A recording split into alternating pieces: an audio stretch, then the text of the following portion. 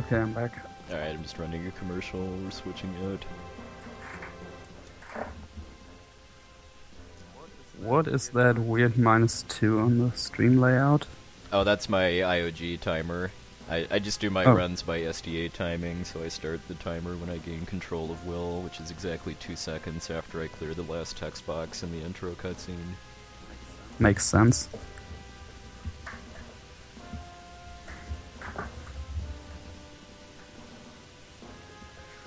Ah, well that's... Huh. What happened to the full timer, though?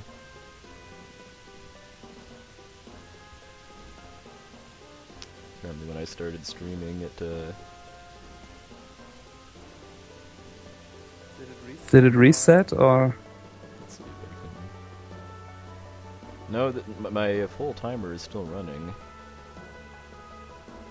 Before I started streaming, it had the,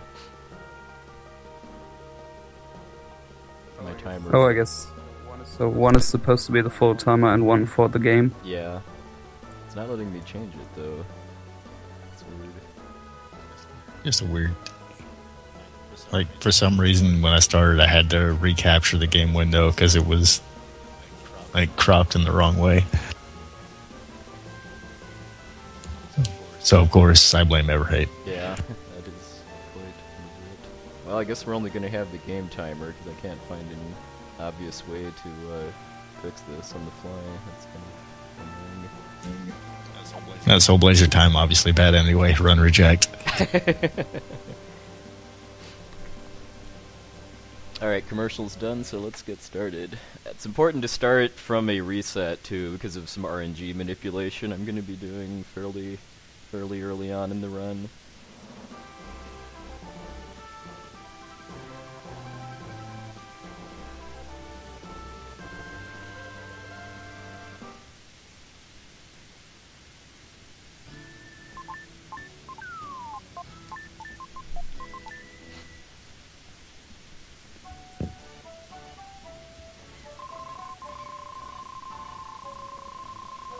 So yeah, like I mentioned earlier, this first cutscene is different in the Japanese version. This is pretty obviously a Sunday school instead of a school.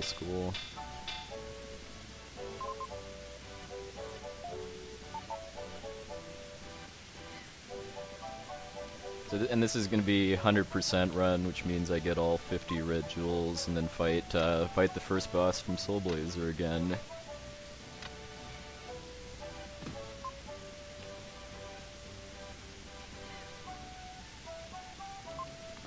I still think it's kind of a shame that they didn't include him in Turn Enigma as well.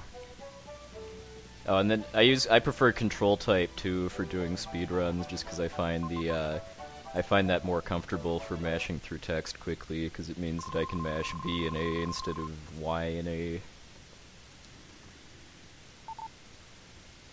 Because unlike the other two games, most of the text boxes in this game just draw out in one frame, which is really nice for speedruns, because it means that there's only like 3 or 4 cutscenes in the whole game that are over a minute long.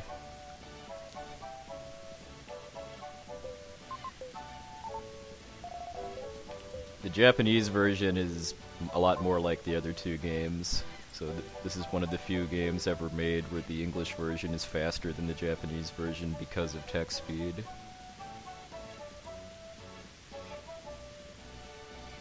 Alright, so what I did right there was because that fisherman is random as far as what part of the dock he spawns on, and he has to be on the east side of the dock in order to have the pot with the red jewel. And by starting a new game from a reset and then spending basically a kind of a limited amount of time outside, I can manipulate him being there after 7 trips in and out of the cave. I'm so glad that exists, because that would be such an annoying random element in 100% runs otherwise. Yeah, I guess it's pretty early on, but still, being able to manipulate that is a lot better than just taking betting like half on an good hour or more just to RNG. get a run started would be so annoying. Especially Oh, when you it's have like door skip all over again. Yeah, especially when you have the spear drop coming up too, which is my biggest source of early game resets. Well, obviously, with all the entering and exiting, that red jewel contains its own secret. Too bad Will doesn't care. Nice. Okay, I need to slow down for this part because we have some important cuisine we're about to eat here. Snail pie with whipped cream.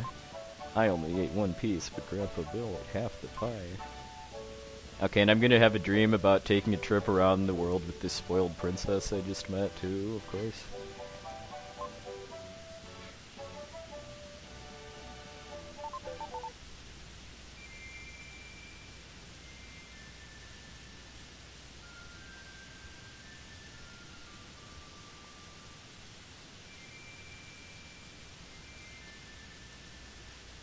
Yeah, I think the echo is from coming from Everhate, because I could also hear his game audio before over Skype.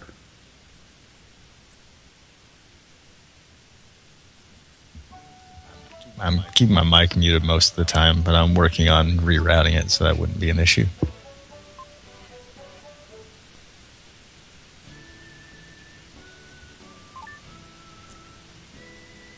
So, whenever I'm on the world map, I can actually cue my my inputs while the camera is still zooming out, which saves like a second or so, and I can actually skip the camera zooming in on my destination just by pressing the start button. As simple as that is, that was actually only fairly recently discovered. Can't you just like hold it down to get that? Yep, you can just Okay. hold it down.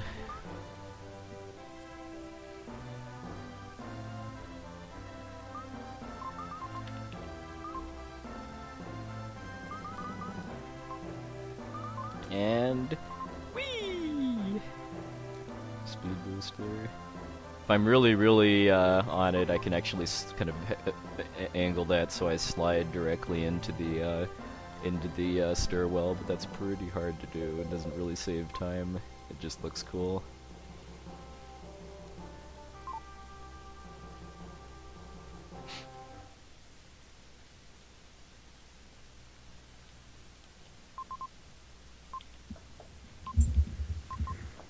Alright, and then here's a tutorial skip I'm about to do here, where you're supposed to learn how to use telekinesis again here in order to move a dark gem, but this game has no depth physics at all. Basically, if sprites are overlapping, then that's it. There's no concept of depth. So after getting the bread, if I move up into the corner here,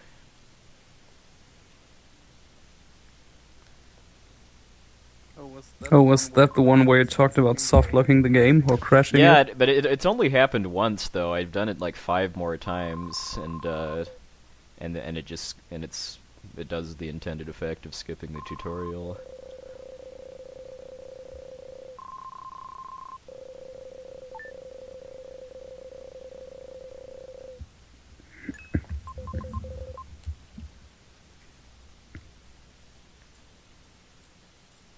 Yeah, because the first time I practiced doing that, the pig never actually appeared after I did that for some reason. Is that a new strat, by the way? Yeah, someone recommended it in a comment on one of my YouTube videos, and sure enough, it worked.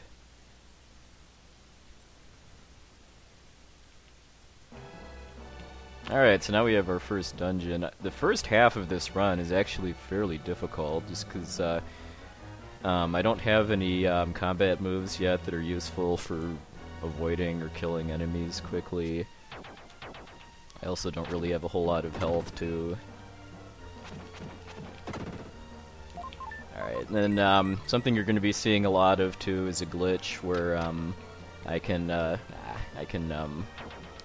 pass through barriers before they finish exploding after I kill enemies that release those light orbs. If I just press select twice to go in and out of the item menu. And there's Lily being a troll by getting in my way. I can pass right through them. And then, because this is a 100% run and I have to grab red jewels, when I have to pause when I have to go into the menu to use the pause cancel trick, I equip and use a jewel a lot of times in the early parts of the run, just so that I don't fill up my inventory, because Will can only hold 16 items at once.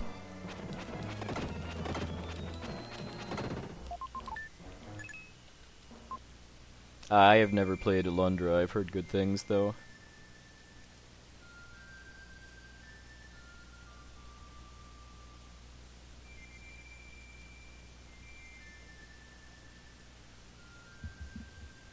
Alundra is pretty decent. It's a lot more like Zelda, though, in my opinion.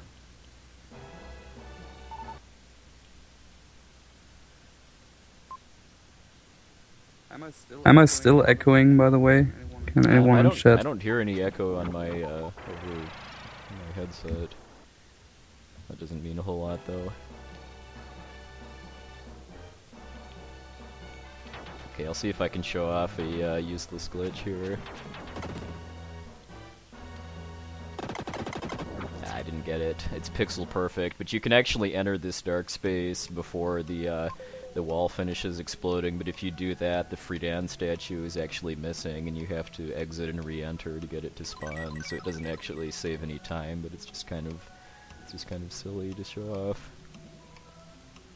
Okay, apparently I'm still echoing. I don't know why. I guess if it didn't happen during Soul Blazer, it has something to do with puwexil's sound setup.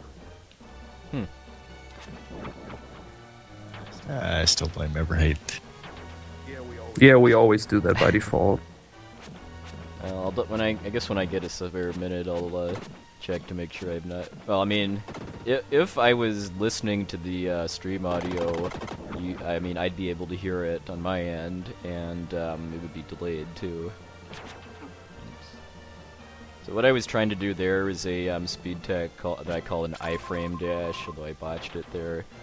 Basically, if you're either in Friedan or Shadow form, you can do a series of inputs in order to attack while running without losing your run speed. And then enemies in this game have no hitboxes when they're flashing from taking damage, or in their invincibility frames, hence iframes, so I can just pass right through without actually killing them.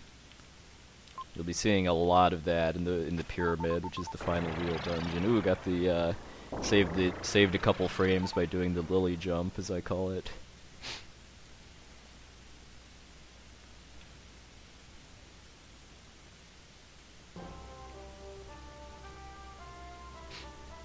Okay, we're almost to get the most important item in the whole trilogy too.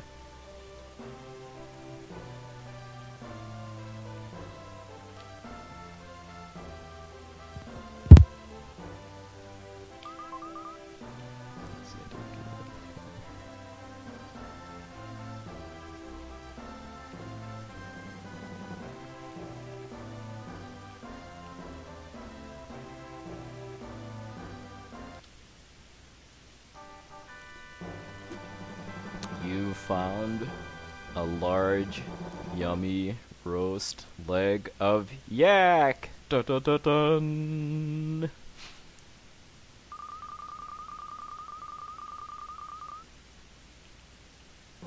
It's by far the best item in the game.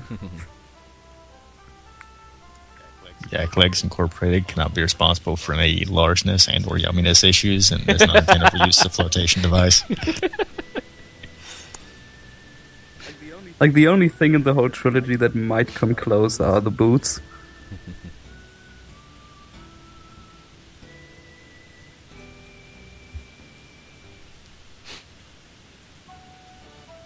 No. Time to find out about a sinister, horrible bounty hunter called the Jackal that's going to be stalking us, but doesn't really do anything of importance until the very end. They kind of dropped the ball with the Jackal. They could have done more. They could have actually had him be like a mini-boss or something, or actually like kill one of your friends at one point and actually be relevant in the plot, but they didn't. Because the game isn't dark enough already. That was some speed cleaning, by the way. All I had to do was exit and re-enter Will's house, and then Lily and Kara were able to clean up all of the Jackal's mess. There's like IOG has some seriously messed up stuff in it.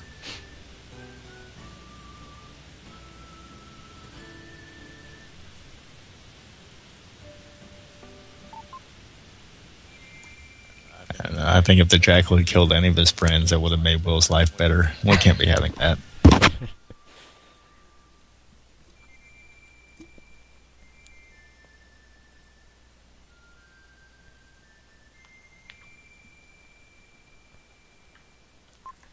I mean, that is pretty much the only point that you have to find out about the Jackal until the end. I mean, there's NPCs you can talk to in various towns that kind of give you clues that the Jackal is still stalking you, but I don't have to talk to any of them.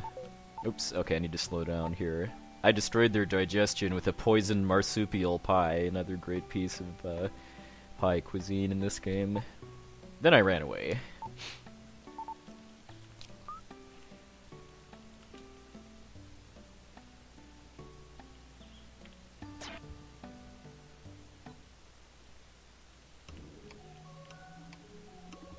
Alright, now we get our first combat move.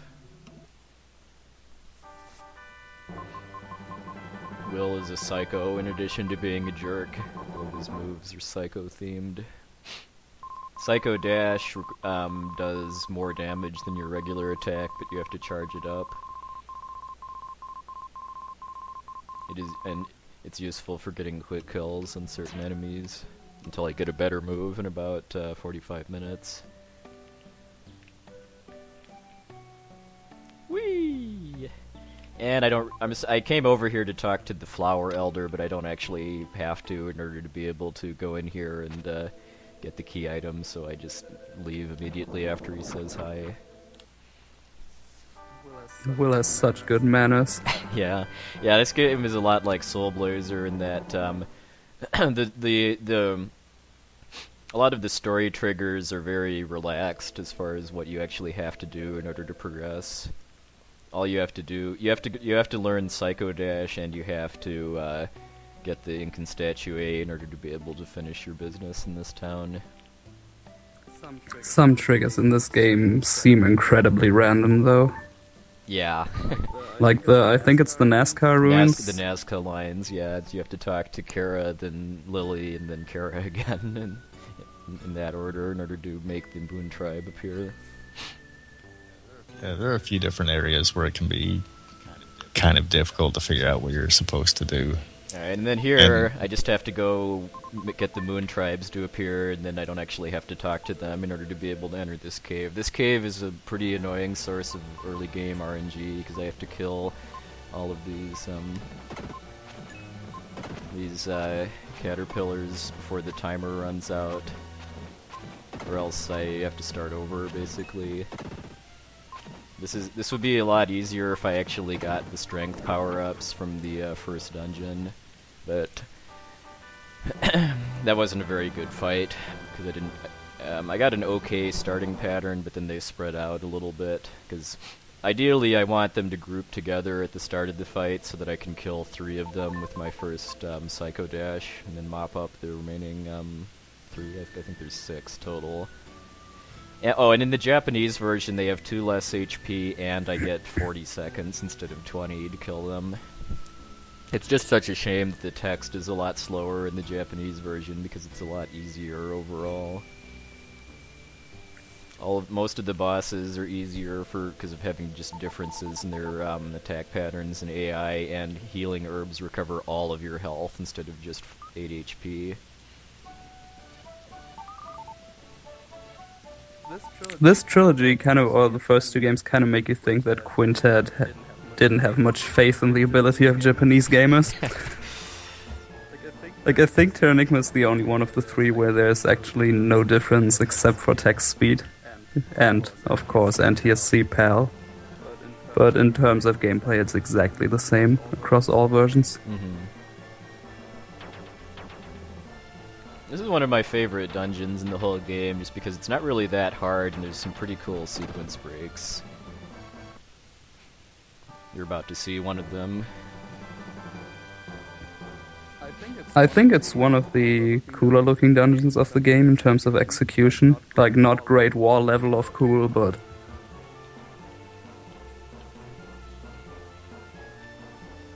Alright, so... There's a hole under this statue head that I'm supposed to kill that statue head in order to be able to put the diamond block in the hole and make this bridge appear, but the hitbox for the hole extends a tile above it, so I don't actually have to kill that head. I did kill the one to the upper left in my first trip through that room because Will can't move while those blocks are falling, and if I don't kill that upper left head, it will definitely hit me. Well, Will can't move. Okay, now we've got another pretty cool trick in this room. 2 cool tricks, actually. So you're meant to go to a different part of the dungeon and get Friedan in order to be able to reach this statue head, but if I run up against it like that... Oops. Okay. I can actually skip that, I can also do that's also the first time I do what I call a ramp boost, or a ramp momentum boost. If I run to the top edge of a horizontal ramp and then do a jump attack, I can actually instantly build momentum in place and skip having to climb to the top.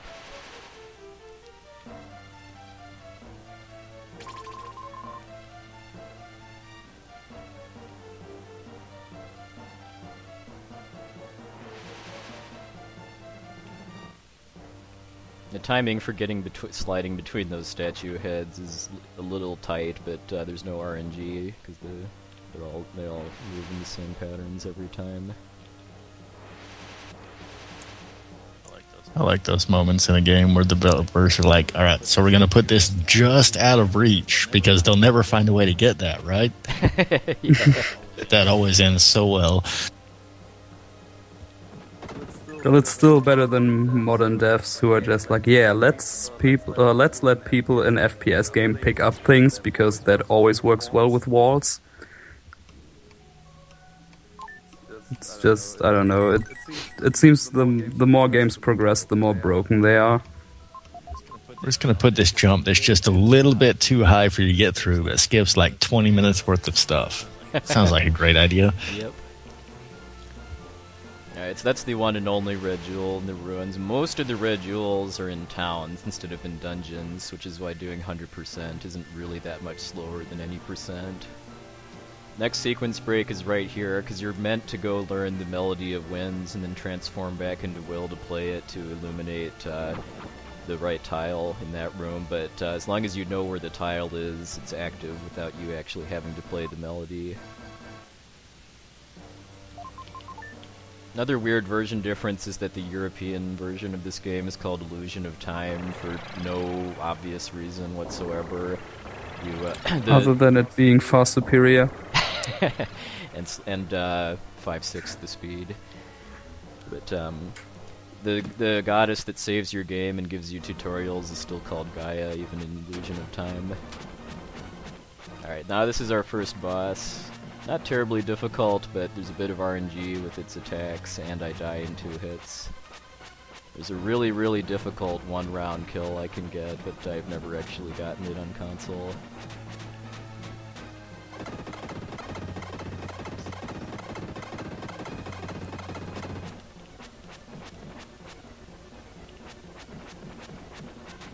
Because there's a very specific rhythm I can swing my sword at that is a few frames per attack faster than just mashing the button. It's like about 18 frames or so of cooldown in between sword swings.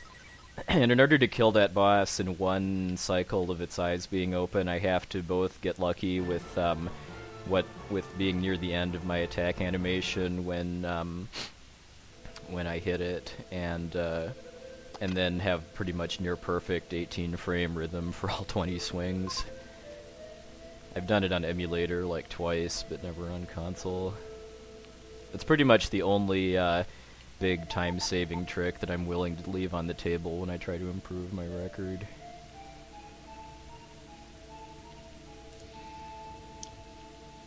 So most of the bosses in this game are pretty difficult your first time through. Mm-hmm. Like the Soul Blazer ones will take you a few attempts, but they're not too terrible once you get used to them. Some of these bosses can just crush you for extended periods of time. I mean, if you don't, ordinarily you'd have more health and better defense, so that boss would only do 1 damage. Like I'd have the same amount of, because you may have noticed my health bar went up quite a bit after killing that boss. And that's because the way leveling works in this game is that whenever you clear all of the regular enemies in a dungeon room, you get either a HP attack or defense stat boost.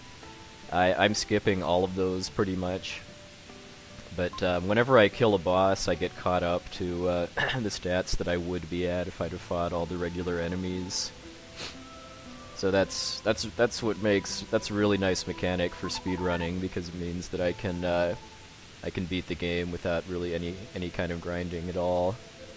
I mean, this would be impossible without that, because by the time I get past this point, I'd die in 1 hit from anything. Oops, where am I going? Yeah, that's like the perfect leveling mechanic for speedruns. Mm-hmm. That's one of the most insidious red jewels in the whole game, too, because your only window to get it is right then, between when Will wakes up and when you talk to the Queen. Half of the red jewels are permanently missable. Like the one in Edward's Castle is pretty nasty too, because you can only get it by talking to an NPC that's behind a column, and you can only do it before you get caught and thrown in prison. Because the NPC is still there after you escape, but he's asleep, so he won't give you the jewel.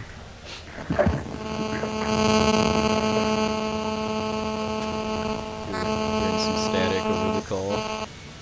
Oh, sorry. Yeah, I'll put my cell phone further away. Just throw it all the way across the room, and it should be fine.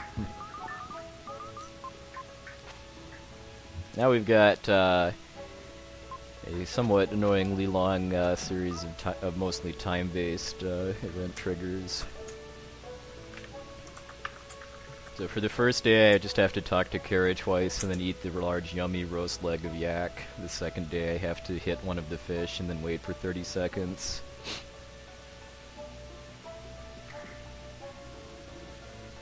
So if you just dumped Kara before this, you could have had half a leg of yak left over, and then all your problems would be solved. Large yummy roast legs of yak are worth murder. At least for Will, because he's a jerk. Just imagine how many red jewels you could trade that for. Okay, this one I have to talk to Kara, then examine this conveniently washing up pot, and then talk to her again. Although if I mash and I can, well, I actually have to talk to her twice. But if I mash, I can do the second conversation before she finishes moving to the other end of the raft.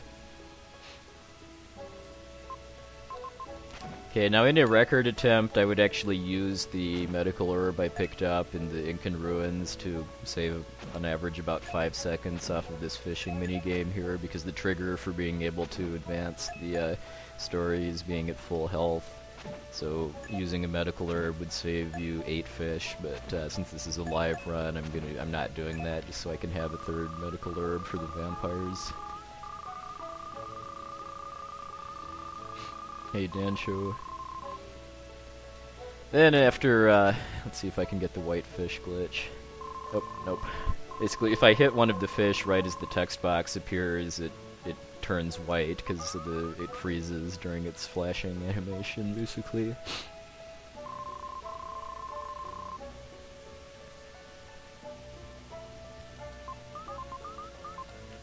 This is another time-based day. Well, the one before that was just mashing through text. This one, I have to talk to Kara twice, then wait 30 seconds for all of the Curaceleshes, or whatever they're called in EVO, to go away.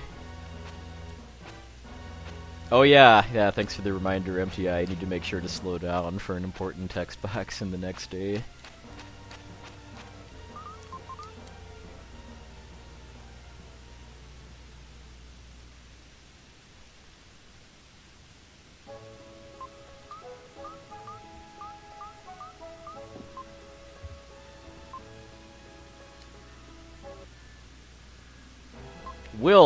Suddenly Will fell over, unconscious. Pro self-narration while unconscious strats.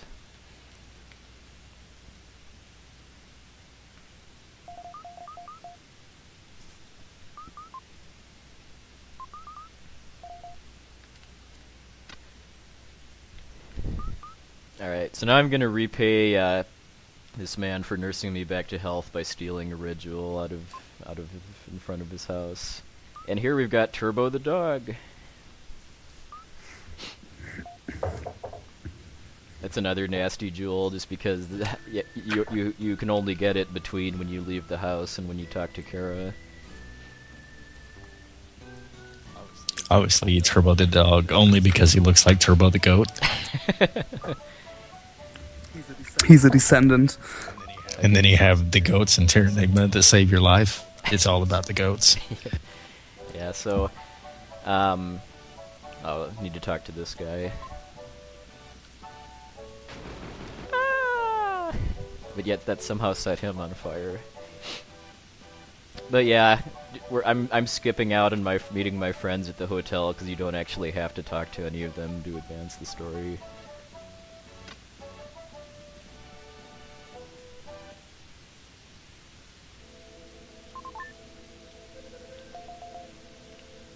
And that dude should have used Will's hair gel, because that shit does not burn. Nope. So now then we go looking for laborers, as they're called in the English version, even though they're pretty clearly slaves. Oh, they're actually called laborers. That's, Are they called slaves in the German version? I'm pretty sure they are, yeah. Oh, and here's another... yeah. The old man secretly put something in Will's bags. Well, I mean, slavery was a more recent issue in the US, I guess, so that kind of makes sense. Oh, and then that slave that runaway slave, yeah, we're gonna rat him out in the name of getting a red jewel.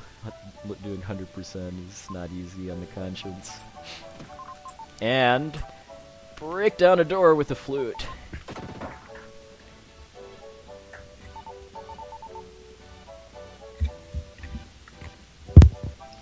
Yeah, flute type attacks are super effective against doors. It doesn't come up often in Pokemon, but it's there somewhere. Yeah.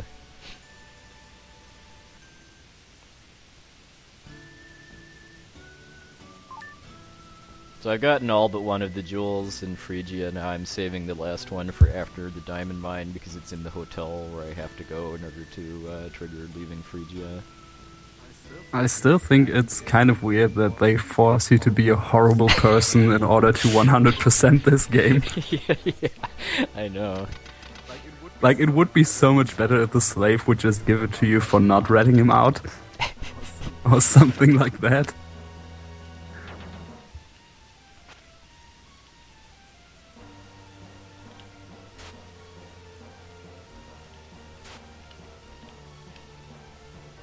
One kind of annoying, well, not really kind of, one fairly annoying thing about speedrunning this game is that in order to run, I have to double tap the D-pad, and there's a perfectly fine face button on the controller that's completely unused. In my control setup, it's the X button.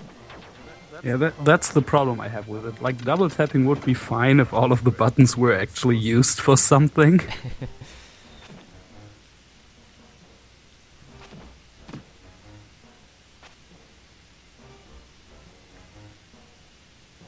Okay, ordinarily I'd just run past that guy, but I had a pretty nasty death here in my practice last night because of both carelessness and bad RNG with how enemies move, so I'm going to kill a couple of enemies that I don't really need. Oh, nice combo kill there.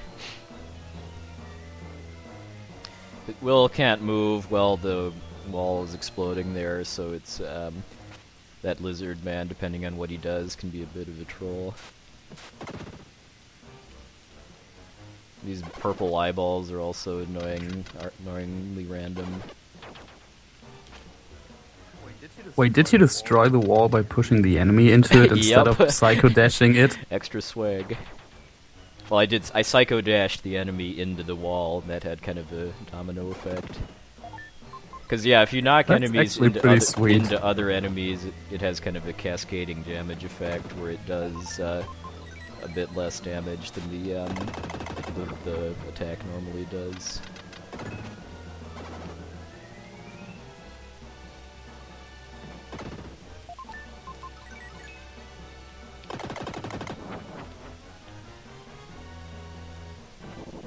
It's a lot less so than in Soul Blazer, but a part of speedrunning this game is just remembering which enemies you need to kill and which you can just avoid. There aren't really that many required kills. Hey, why is Friedan glowing red? What is he about to do? Whoosh. This is a completely useless glitch, but when you learn new abilities, they get added to your moveset as soon as you touch the statue before the game actually tells you that you can use them. So just kind of like showing off that I can shoot a Dark Friar before Gaia tells me how to do it there. Because you're clearly smarter than a goddess.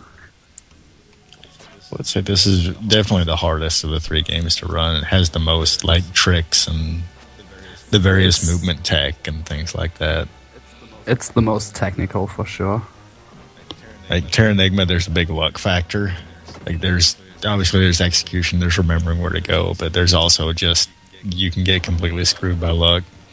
Soul Blazer is actually a really easy game to run. And got another couple of people that are picking it up. It's not that hard, and it's also like I tend to blow the RNG factor a little out of proportion because of the kind of time I want to get. But it's like you can easily get like a sub 4 hour run with kind of bad RNG everywhere. Yeah, using a red jewel gets it out of my inventory and sends it to Gem the Jeweler. Okay, now this is the first of many intentional deaths in the run because when you die with under 100 dark gems, which are those little gray stones that enemies drop, but I don't kill enough enemies to ever get over 100, you get sent back to the entrance to the dungeon with full health, and become Will again if you were transformed into another form. I use that a lot in order to cut backtracking.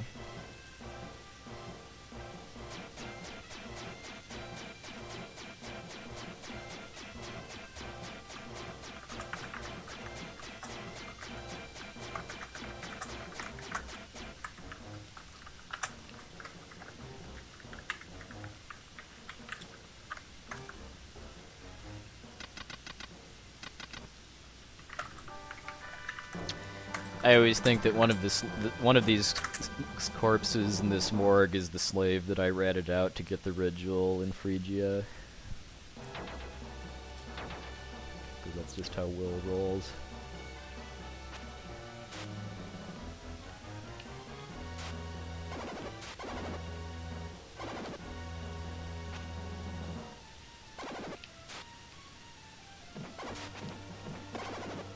This room's probably the most difficult room in the diamond mine, just because of how many enemies there are in really tight quarters. In a record attempt, I'd want to wear down my health a bit in this room to set up being able to die more quickly after I'm done with the diamond mine. Oh, nice. I didn't actually activate that guard, because depending on where I move, I don't always activate that lizard man to actually stop whipping the slave and start chasing me. He's just gonna stand there forever and keep whipping the slave that's not there anymore.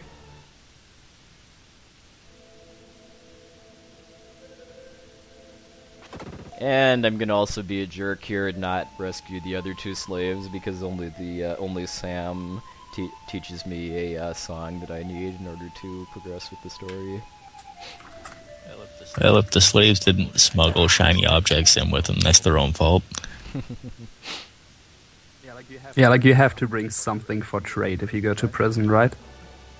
One thing that I find very interesting too is that ordinarily Sam takes both the key to Edward's prison and the Melody of Winds just to remove them from your inventory, but if you don't actually have the Melody of Winds, he has different dialogue where he just says that he's taking the prison key, which I find kind of interesting, because it basically means that Quintet actually thought about players being able to get through the Incan ruins without the Melody of Winds.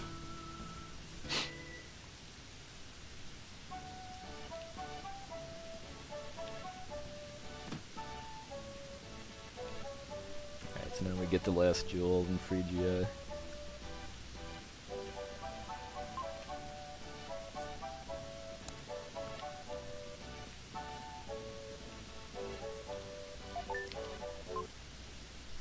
Now we get the first cutscene that's actually long enough to do stuff other than focus on the game too, because this has Japanese version speed text, where Will and his friends all start tripping out and getting high on Memory Melody. They do that quite a bit in the game, I think. At least Will. I like the touch too that the Memory Melody is the background music for Angkor Wat, just because the region of the world where Angkor Wat is where all of the slaves come from.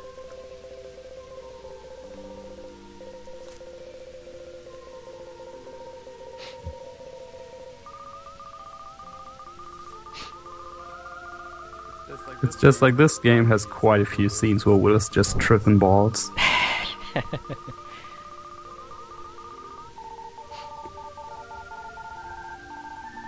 Well, we've got this little pause here. Just hope everybody's enjoying the stream so far. We're definitely having fun. It's too bad about the echo, but I don't really think there's much I can do about it at this point. According to chat, it's not that bad.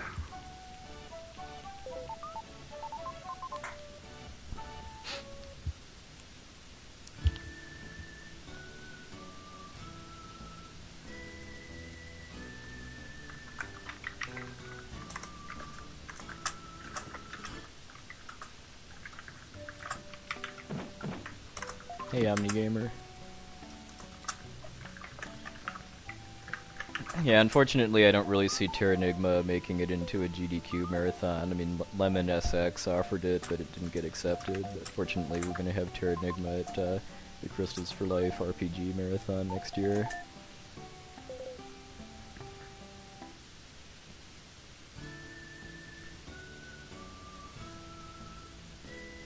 Getting out of Neil's cottage, I just need to pretend to be interested in his inventions, but the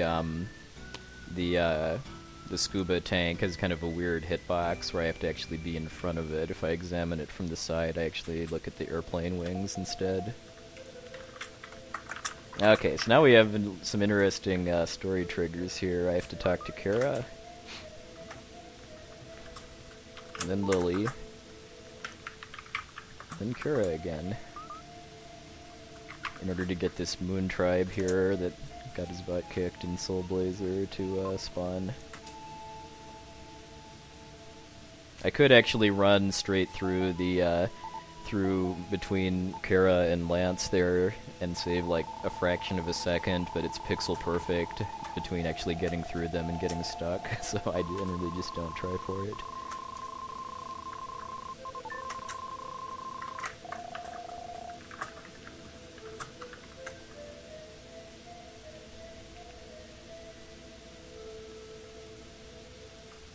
Hey, Keyfry. Yeah, I mean, Terranigma is a great game, but for it to be in a GDQ event, like it's got too many things counting against it, between not being released in North America and not having much for donation incentives and just the length of the run. Mm-hmm. It would be nice if it got in, but it's going to be difficult for that to ever happen. Yeah, like all of the donation incentives you could add in also add a substantial amount of time to the run. The only way I think it could be a thing is if at some point it was put to, you could do kind of like a graveyard type of thing, because that would put it at a decent time for Europe, because Europe is going to be more interested in North America. But even that's still, what I wanted to talk about with Poxno for C4L as well. I think the game would do better as kind of a graveyard shift game, so that all the people who actually know it could watch. Yeah, even graveyard shift schedules are getting so strong these days, though. It's because there are so many good offerings for all the marathons. Yeah. But I think like doing it sometime at night at Crystals for Life would get more viewers. Or just morning too would work, because that's afternoon in Europe. Yeah. So after every one of these crystals, I'm going to suicide in order to avoid having to backtrack out. Why have crystals for life when you can crystal into death? Yep. Well, maybe it's a good thing that IOG won't be there then. Yeah.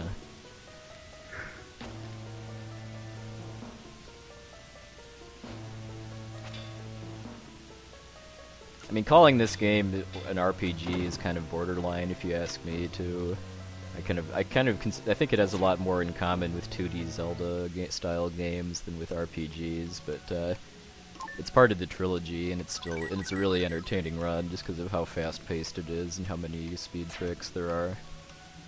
Yeah, like in terms of gameplay, I see a lot of similarities to like action adventures like Zelda or something, but since you got that step progression, it's such a borderline case. Yeah, the Soul Blazer, like, if you removed experience and leveling from the game and just replaced it with like hearts, it would be a whole lot like A Link to the Past. Alright, nice. Got the quick kill on that golem. Doing that is getting a double hit with the Dark Friar and then doing a dash attack into the wall in order to extend the hitbox of Friedan's sword enough to hit him. Alright, I'm not... There's a... I could have pause glitched through that wall and opened the chest, but if I like ran into the fire chain too many times or was sloppy, if I open the chest after the explosion animation starts, that actually soft locks the game, and since I haven't safety saved it all yet, I definitely don't want to do that about 45 minutes into the run. Alright, this next part is really fun, because well, actually, hold on a second, I need to kill a guy, kill a golem first. Ordinarily, you're supposed to solve some puzzles that involve going to the flip side of the garden to clear a path so that you can build enough momentum to run up this ramp here, but I can use Will's jump attack to just jump over these ramps and skip pretty much this whole section here. I think this is actually, like, if you don't do that ramp glitch, it's the most annoying part of Sky Garden. Yep, definitely. This is where getting that HP jewel that I got out of a trash can in Phrygia comes in handy too, because that means that I don't die instantly if I run into that fire chain there, which happens if I'm a little too late at rounding the corner.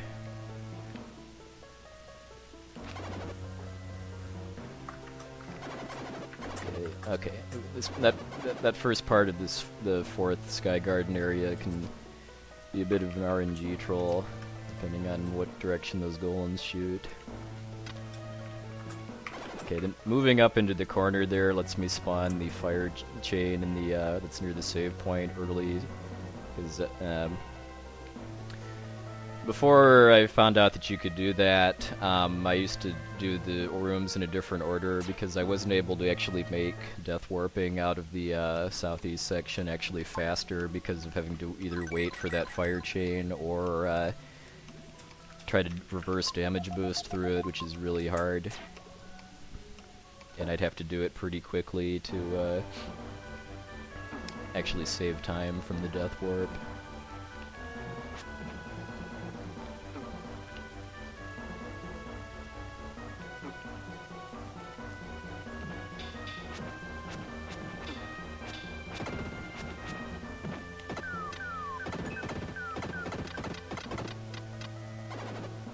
That part can be kind of scary, just because those caterpillars can combo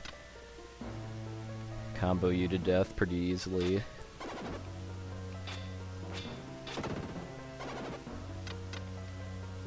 It is possible to walk around this statue without actually destroying its sword so that you can move it, that it is pixel perfect to be able to walk around it without jumping off the ledge. And if you jump off the ledge without the crystal, that would be an automatic reset in a in a serious attempt, because it would take you probably the better part of 2 minutes to get back up there.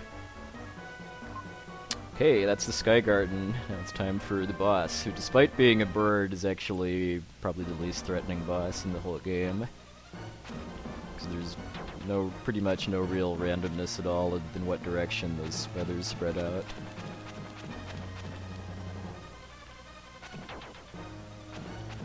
That's because the actual birds are coming later. This is just a flying snake. This boss also actually has a different sprite in the Japanese version, where it's just kind of a generic-looking blue bird.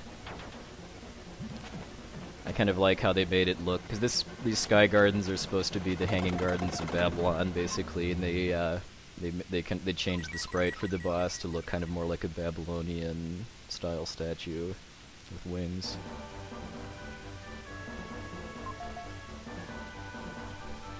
Because what Babylonian statue would be complete without wings? Yep. So I'd have been able to kill that boss considerably faster with Freedan, before they got to the end of its second attack cycle, especially because I could have charged a Darkfire while I was running up the bridge and then released it as soon as the boss spawned. But from all of my testing, it turned out to still be about 10 to 15 seconds faster to do the Death Warp after getting the final crystal and fight the boss with Will, than to backtrack out with Freedan. I don't know what it is, but that airplane scene always makes me crack up. Yeah. Well, yeah, just the so fact good. that the airplane is somehow able to swoop back around while Will is falling, and he's able to land on it without any injuries at all, and he's able to put on a parachute somehow between landing on it and and the plane crashing. See, now you just need the ridiculous Will strats on Cast Off, and you just obsolete Freedan from bosses altogether. Yep. Yeah, the new TAS uses Will on Cast Off to save about 5 or 6 seconds or so, but the timing is just as tight. The timing is basically twice as tight as the Freedan strat, which is already ridiculously tight. Kastot, the first boss, is also a lot easier in the Japanese version because you don't actually have to hit the hands at all in order to be able to damage the head. So if I was going to do a Japanese version run, I would use Will for Kastot, just because not the fact that I don't have to attack the hands makes it so that it would actually be faster than going in and transforming.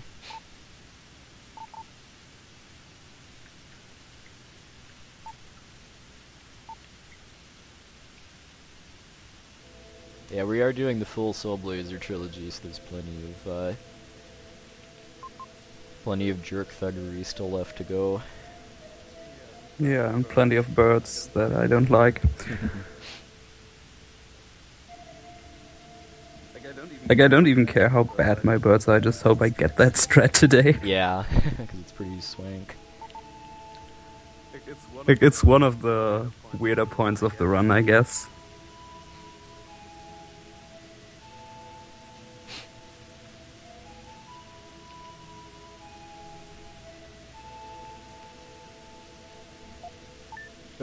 I somehow missed that I didn't actually get the the purification. I was wondering why I couldn't move after that.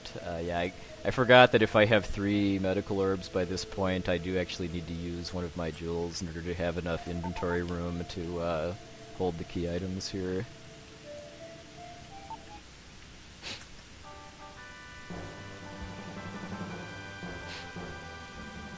Well, let's see, that would require... Well, PJ could probably single-handedly run the rest of the Quintet games, because he does both of the Actrazers and Robotrek. That would be kind of bad, to have him do all those, and they would, be all right after each other, I guess.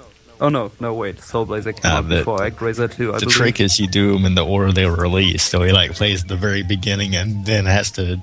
play much later on. Oh, because Robotrek was after Terranigma.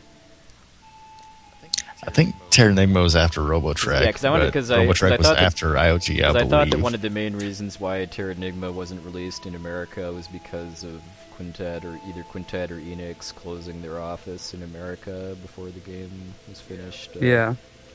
Robotrek was between IOG and Terranigma. I think Terranigma was their last SNES game. And they do have that weird, I don't know if anyone ever played it, like Legacy of the Wizard for Famicom. Oh yeah. Quintet actually has a Famicom game. Yeah, Legacy of the Dragon Wizard's a Dark good and game. Diesel both run that. I don't think I've ever actually beaten it too. I rented it a couple times as a kid.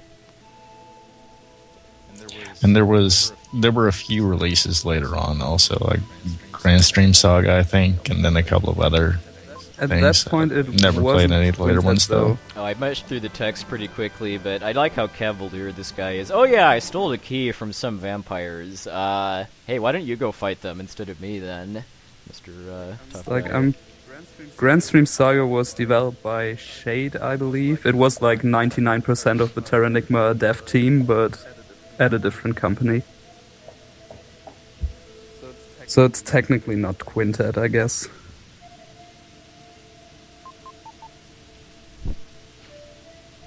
Alright, now we've got time for Mu, which I think is the longest dungeon in the game with the most difficult boss in the whole game.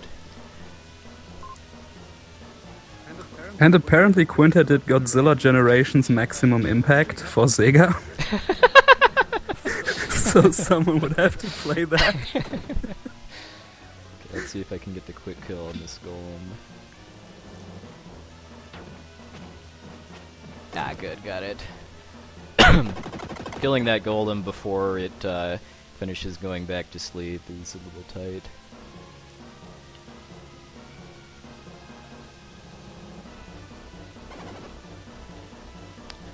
This game is where we have our Wizrobes of IOG too. They can and will appear on top of me right when at the worst possible moments. The one kind of saving grace is that because I just fought Viper, the boss of Skygarden, my stats are fairly current at this point, so I can take a fair number of hits before I die in Mu, even on the vampires. It's still a pretty difficult boss fight. Yeah, because I have to do it as Will for best possible time too, and I'll kind of explain that a bit more when we get closer.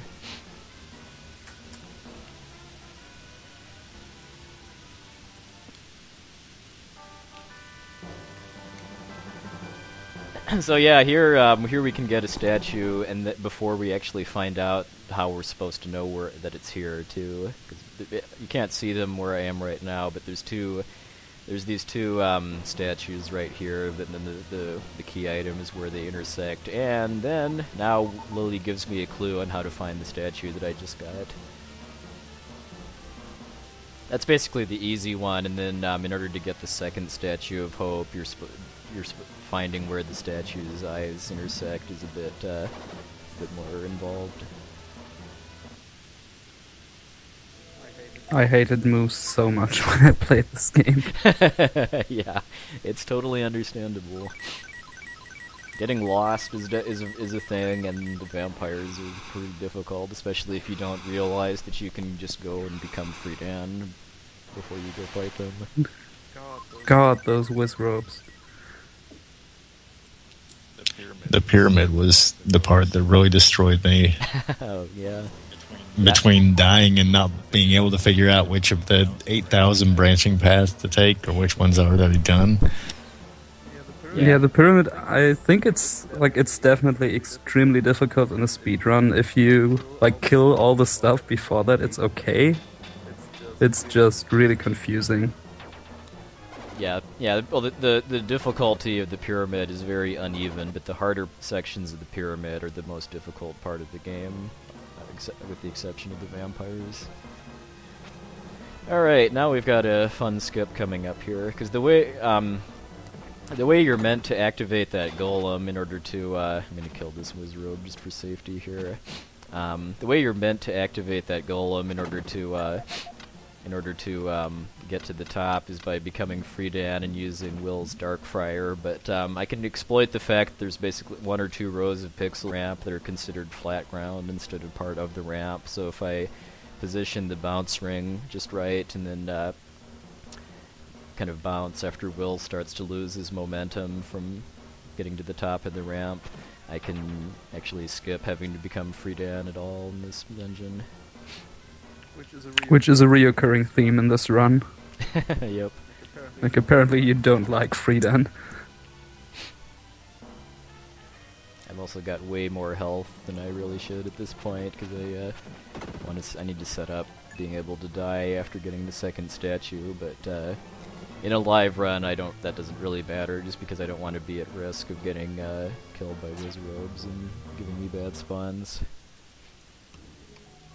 Alright, so this is where we learn the Psycho Slider, which is the most OP move in the whole game, because it does the same damage as the Psycho Dash, but I can get 2 hits with it if I position it right, and Will is invincible when I'm doing it. This is also where you have a really annoying programming laziness on Quintet's part, too, where the game isn't sophisticated enough to be able to handle both an ability statue and a Will Friedan transformation statue in the same dark space, so it's because of that you have to fight the vampires with Will in order for the fastest possible clear time, because that save point is right along the way to the vampires, but the one where you can actually transform into Friedan is about a 2-minute detour. Isn't it like really close to the beginning of Mu? Yeah, I mean it's right after the first. It's after the first place where you can go to the second tier after you've drained the water. Okay, there I just did. Yeah, I just did a double slide into that wizrobe. Because if you position it so that your slide starts to lose speed in the enemy's hitbox, then you can get 2 hits and then kill stuff really quickly. You don't need to kill that wizrobe, but wizrobes are jerks and deserve every horrible fate imaginable.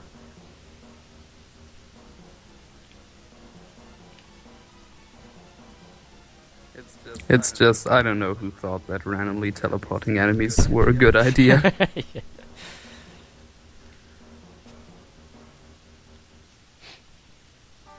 Alright, so this is the second statue of Hope, which you're supposed to find out about by killing the regular enemies and releasing statues, and then just study the map to see where their lines of vision intersect, but you don't actually have to do that if you know where the statue is, fortunately. So after I get the statue, then I suicide in order to go warp back to the entrance, because the second room of Hope is conveniently right next to this.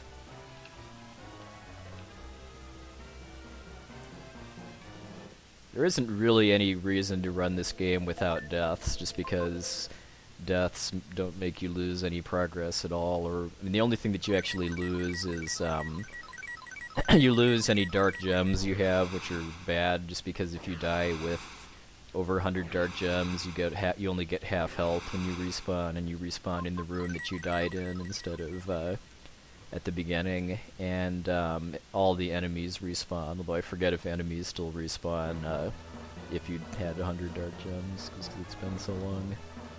I don't know, I always thought that was a really bad mechanic. Like, I always hated when that happened, even casually, because like, yay, I'm at half HP, might as well suicide.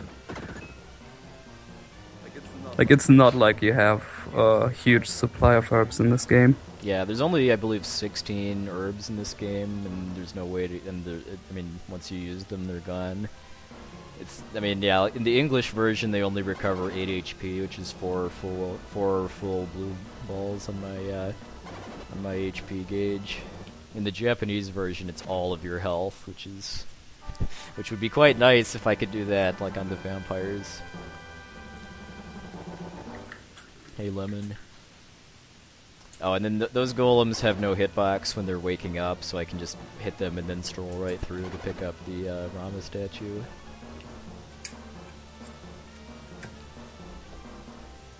Oh, is that Lemon's first time cutting the 4 in Terranigma? It's basically his first full run since most of the new strats were found. Well, good for him.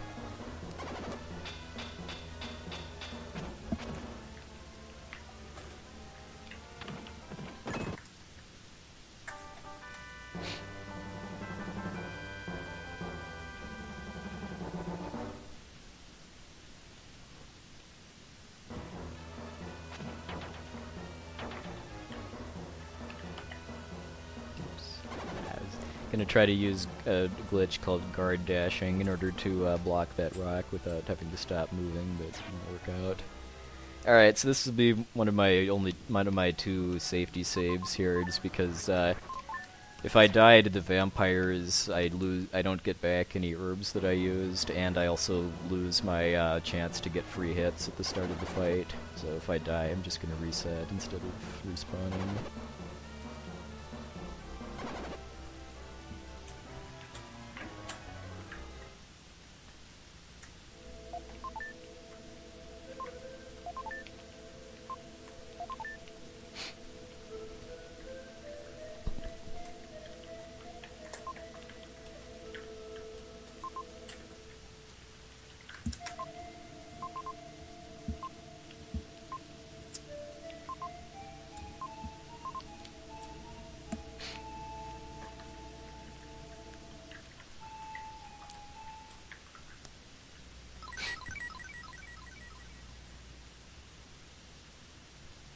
Yeah, there's been a few new strats discovered. I definitely want to try to at least get a sub 216 once I start doing serious attempts at this game again, but now it is time for the vampires. I want 100 plus on the timer by the end of the fight. Good luck on the birds.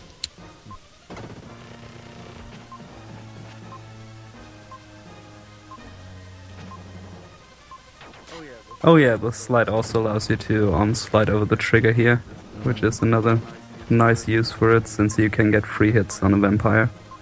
Yeah, and I picked the male vampire just because his movement pattern is a lot far-ranging and less predictable than the female vampire, even though his attacks do one less damage. Okay, I'm getting really lucky here. Because I play this battle fairly defensively as far as kind of waiting for them to come to me and then setting up this jump attack rhythm that gives me invulnerability while I can get hits.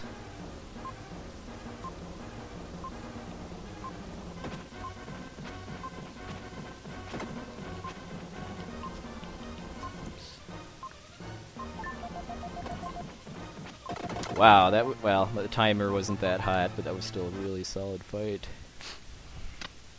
Yeah, the female vampire wasn't really cooperating after her husband died. Yep.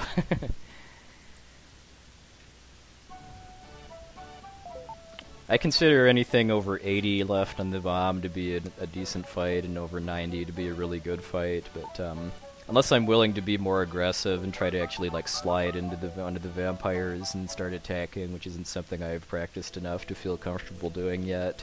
It's kind of up to the RNG as far as how quickly I can kill them.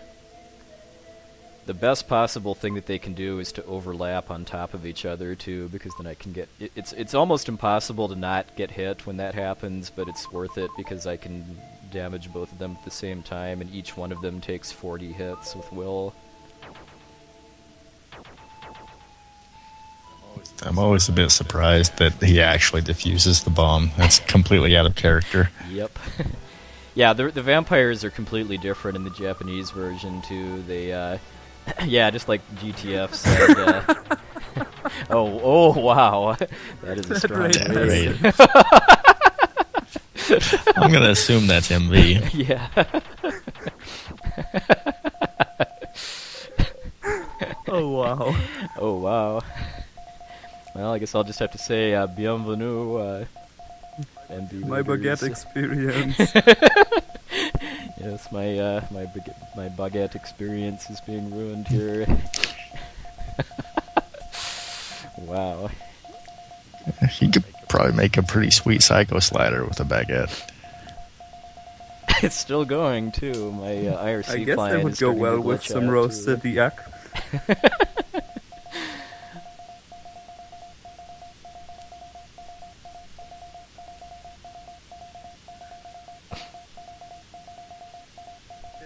It just doesn't stop. Yeah.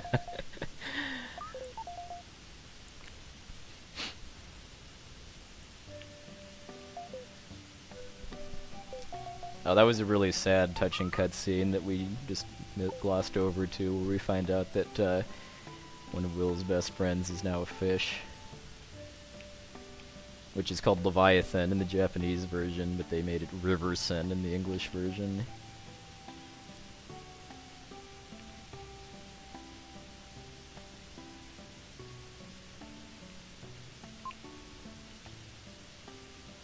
Alright, so this is our first chance to talk to Jem the Jeweler without having to make any kind of detour, so I do that to give him my jewels that I'm holding, to clear him out of my inventory, and to get some bonuses to my stats, which start to actually matter now.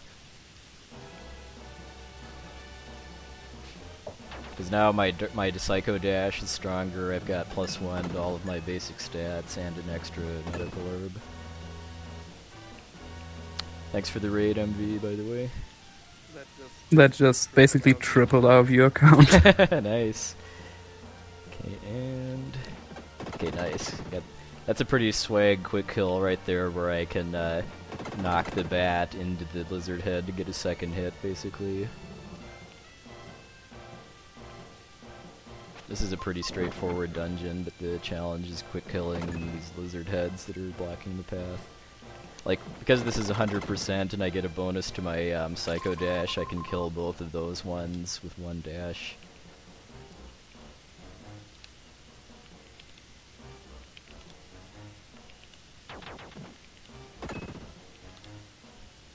This room, I made some mistakes and lost about like 20-30 seconds on my record, so that's both an easy place to save time and also unfortunate, because it means I have to have a pretty solid run up through the vampires before I can really start saving time.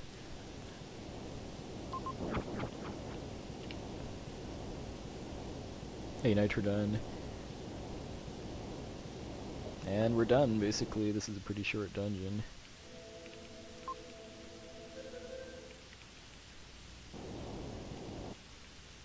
This is also the last permanently missable jewel for a while, too. Because these rooms right here are basically kind of Where's Waldo-styled memory puzzles.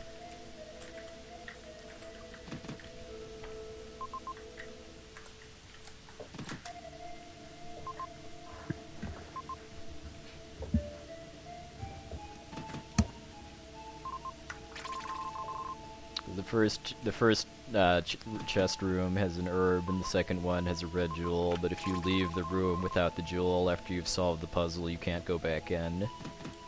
So you miss out on 100%. But after this point, you can actually go back to areas that you've completed. There's only, I mean, the final jewel that's in the Tower of Babel is technically missable, too, because once you've gone up to the top, you can't go back down to the ground floor.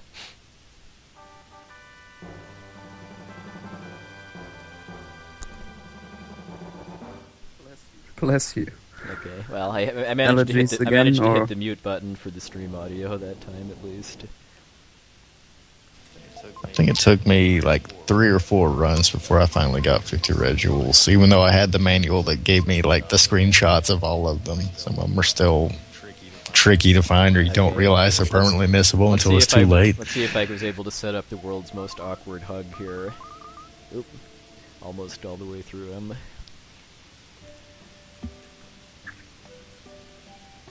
Welcome again to all the MV Raiders. Hope you're enjoying the show. We've got Terranigma coming up next after this.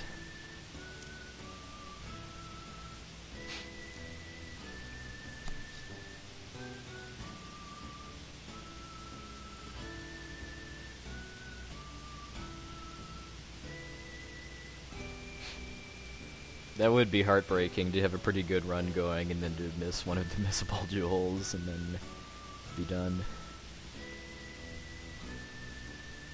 Hey, Kiabu.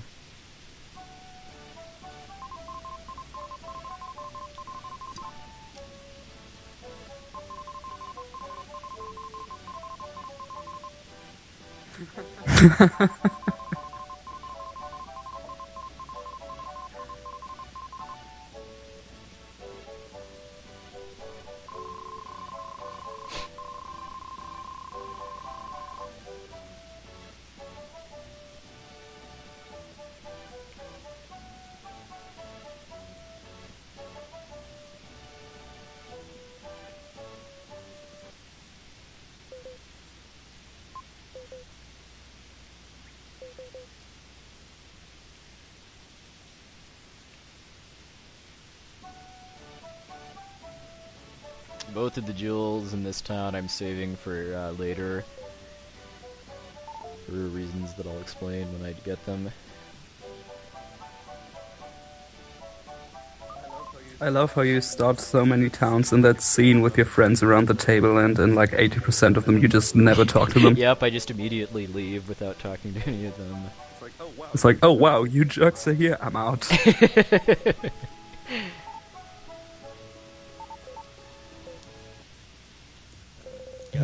Gotta be in a big hurry and get up early in the morning if you want to be able to kill a man and steal his kangaroo. Yeah, we're gonna be murdering a gambling addict to steal his inheritance after the next dungeon. 'Cause that's how Will rolls. Although his name is actually Tim in the Japanese version, or Temu. Okay, another dastardly thing by game designers. In order to actually figure out where you're supposed to go next, you have to read a letter that gets quietly added to your inventory with no clues.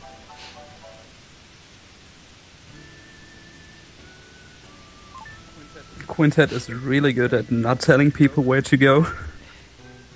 Like, also those permanently missable jewels, too. I just figure it's to punish people for reselling the game without the manual. Because the manual for the game had a complete guidebook for it, including all the jewel locations. That's something I want to add to my collection eventually, is a complete set copy of the game, because all I have right now is just the card. I'm not entirely sure if Terranigma actually shows you all Magirock in the guide. I'm not completely sure about like the Desert Girl one, which is completely annoying. Okay, this is where I use a speed trick I call a short kick, which is where I try to start my slide into those archers. Okay, good, I got all three of them. Close enough that I only get one hit with the Psycho Dash, because if I only hit it once, I can just keep running. Whereas if I hit it twice, the extra knockback from the second hit pushes the archer. Whee!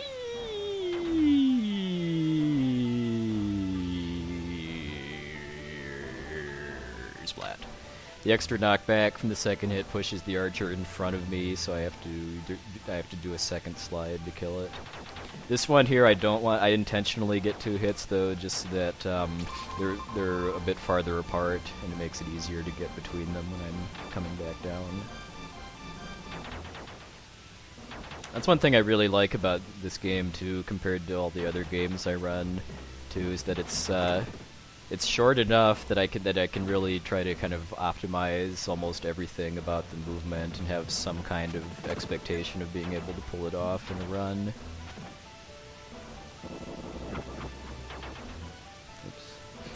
It's also short enough to do multiple attempts. Yep, in one day. It's okay if you reset a Final Fantasy game like really early on, but once you're like 2 or 3 hours in, you're just kind of committed to the run at that point. Alright, so now we have another sequence break coming up here.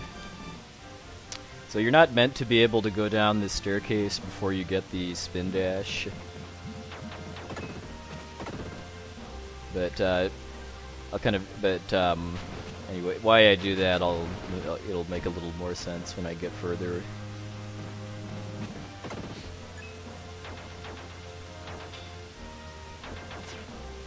So that lets me get early access to this dark space to become Friedan.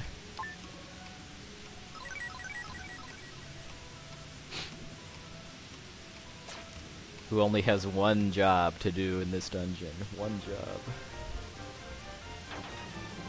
And it would be really nice if that could be eliminated, because that would make the sequence break actually unnecessary.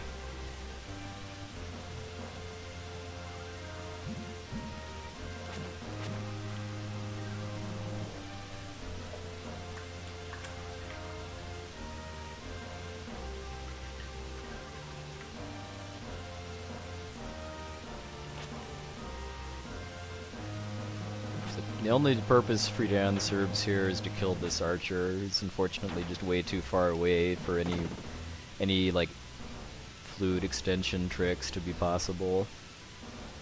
Once he's dead, now I go learn the spin dash, and then because learning the spin dash transforms you back into Will if you're Friedan, that lets me actually skip the final section of the Great Wall before the boss. But it only works when you're actually learning the spin dash. If you come back in here later, the will statue does not do anything.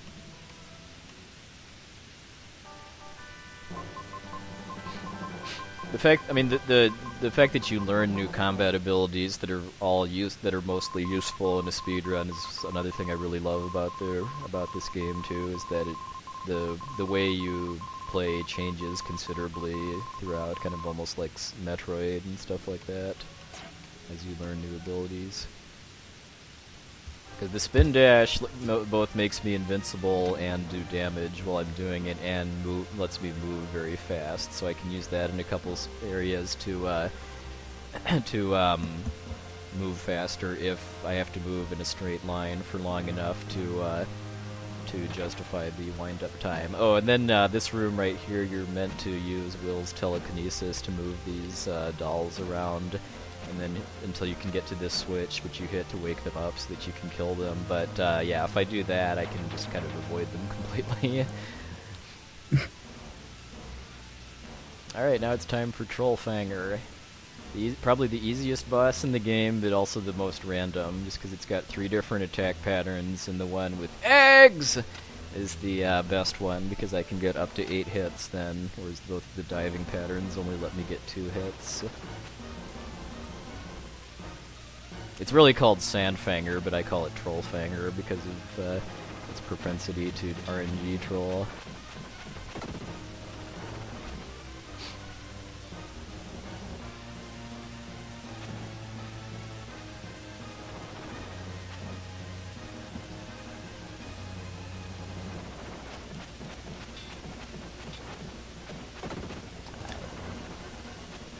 Yeah, Sandfanger and Storm Eagle, and I guess like every boss in Terranigma, but mostly the ghosts. It's like however long we want to delay, it's there. It's so weird. Like, most bosses don't tend to troll you, but they can. They totally can. It's like it has bosses that can just stay outside of your range for a minute. Yeah, my favorite is the ghost. It's just like, Ghost well, fight is so bad. I guess I'm just gonna get delayed for 5 minutes. There's nothing I can do about it. Okay, this is Trollfanger is living up to its name. Yeah, Don't need that to does think. not seem like a good pattern. It would be really Not at nice all. if there was some means of getting here with Friedan, because then I'd be able to kill it in 20 hits instead of 40. Because the refight in the tower, I can actually 2-cycle him with a 1 out of 16 chance of success because of being Shadow. Oh, another thing too is another mechanic that's good for speedrunning too is that the damage that you do to bosses is completely fixed based on Will's form. Normal Will is 1 damage, Friedan is 2, and Shadow is 3. Your strength stat is completely irrelevant, and that's a good thing for speedrunning, just because it means there's no real penalty for being underleveled, for being able to quick kill bosses. You just take way more damage than you should. Yep, yeah, they can kill you very quickly. Like most of the bosses can kill you in 2 hits, with I think the exceptions are Trollfanger and the vampires. It's kind of ironic that the vampires do the least amount of damage to you, just because you only had 1 dungeon between the last boss and the vampires instead of 2 or more like all the others. So your stats aren't quite as far behind.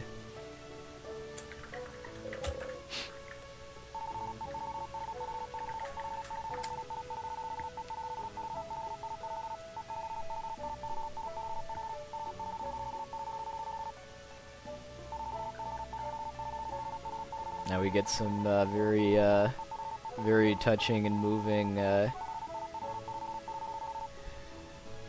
teenage romance talk here. Between a boy and a flower. Yep, when a boy loves a flower. I've never felt this way before. It's like 1,000,000 summer days. Aww.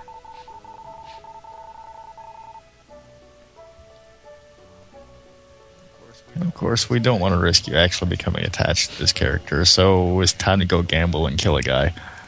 Yep. Alright, so in order to get to where I get to play Russian Glass, also known as Russian Roulette, I have to wait for a lily pad to come to near the casino.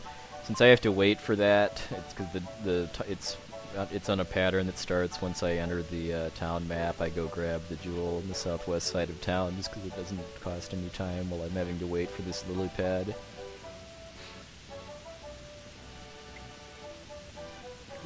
You just refuse to talk to your friends, don't you? Yep.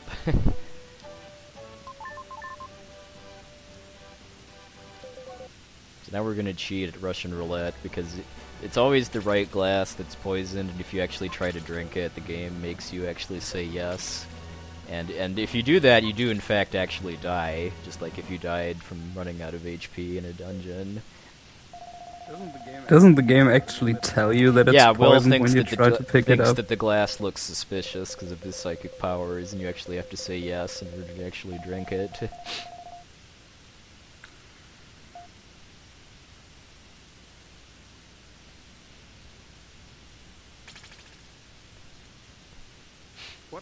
What are they actually drinking in the US version? I don't even actually remember what it says is in the glasses. In fact, they might even actually not say. They just might say that one of the glasses contains poison.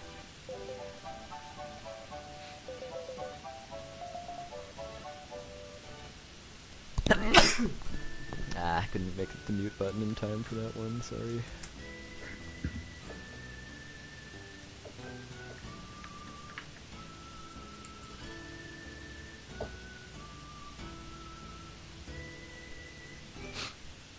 There's another jewel in the casino, but I'm not gonna go. I'll be getting that in a little bit for another reason I'll explain when I do it.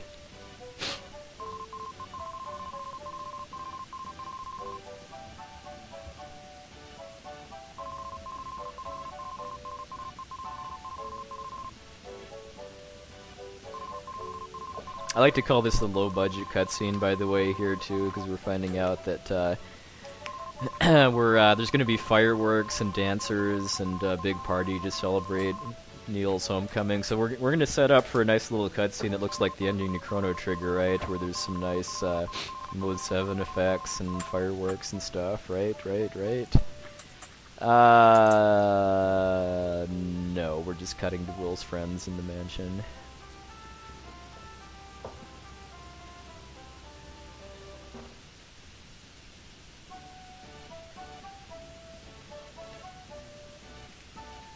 So to get one of the jewels here, I have to give 3 apples to the maid in the mansion. I basically give her 2 of them now, and then get the 3rd apple, but I don't actually give it to her until I've finished my business here, and I have to go back into the mansion.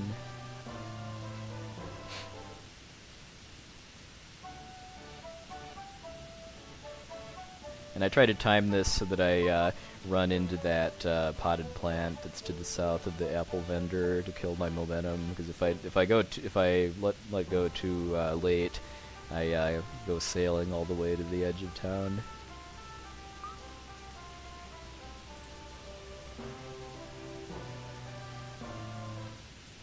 Just wastes like a second or so. Missed it all 3 times, but at least I didn't overshoot it.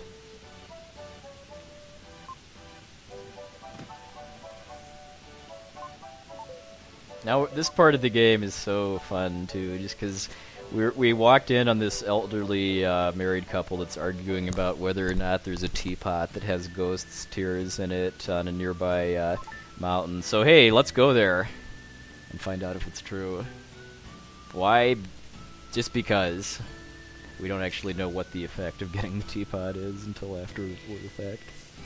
Must investigate the teapot mushroom scandal. Yeah.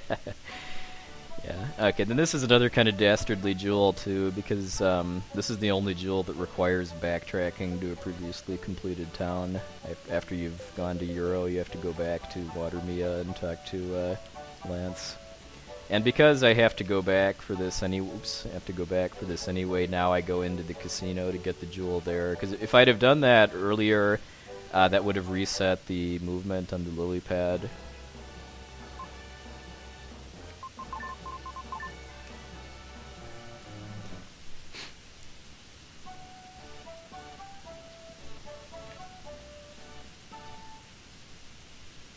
And because of getting 30 jewels, I now have the upgrade to Sfridan's Dark Friar, which you'll be seeing a couple of times.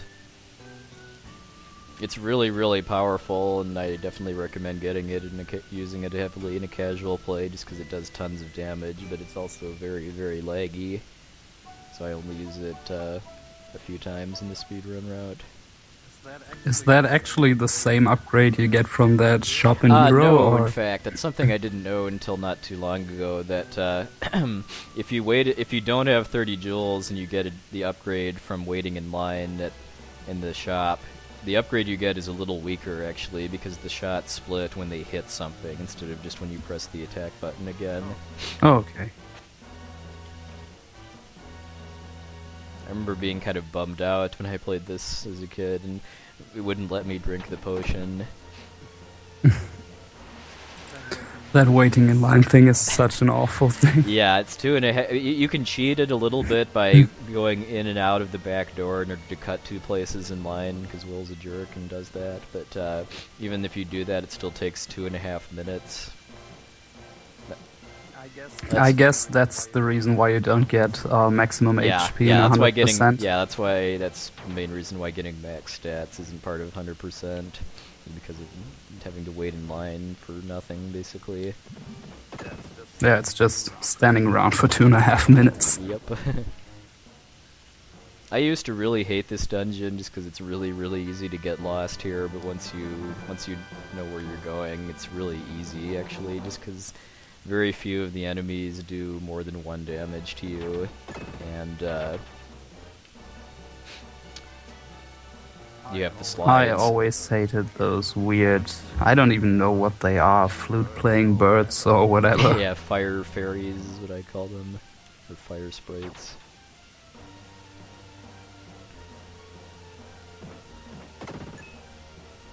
It's probably like what, like somewhere between 6 and 8 characters for Crystallis.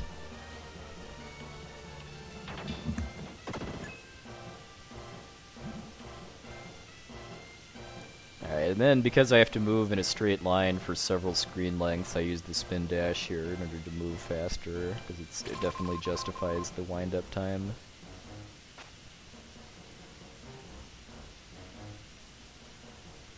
If I went into this dark space here, I could I forget if it's this one or another one, but there's a upgrade for Friedan you can get called the Reflector, I think, which is a shield type move. It has the same inputs as the spin dash, and I don't even actually know what it protects you from.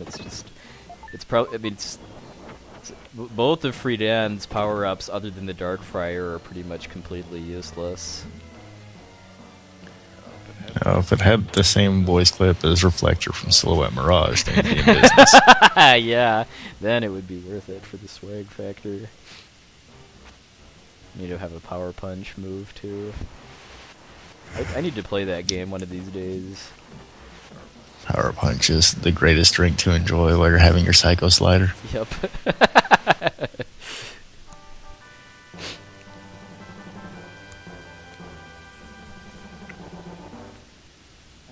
Like, I think the one, like the Earthquake upgrade for Friedan has like one intended use in the game. Yep. And that's to get through that one passage with the golem.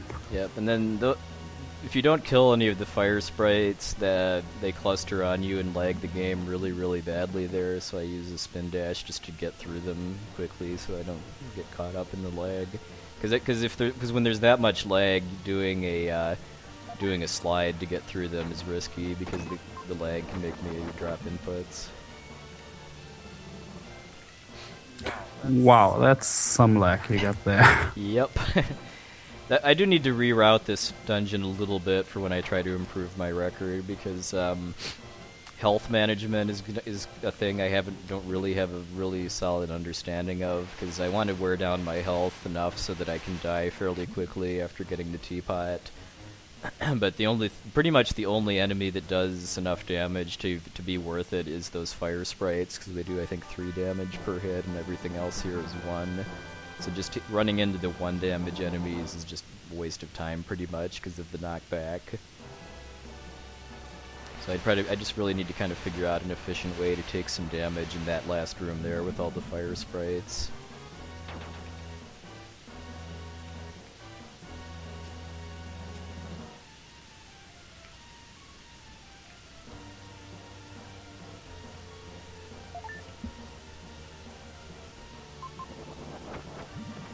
Yeah, that one room is definitely the laggiest part of the whole game, although the optional dungeon for getting 50 jewels has some pretty major lag, too.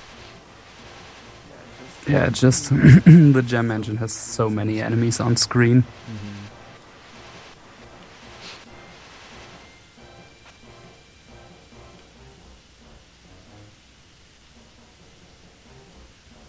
I need to actually time this out and just figure out if doing the spin dash to get to the teapot chest is actually faster. I don't actually know if it is faster enough to justify the wind-up time until I actually like do it both ways on recording and then time it out. And this is why the health management matters, just because having to die against this fire sprite here is a little slow if I have most of my health, so I want to be low enough that 1 or 2 hits will kill me.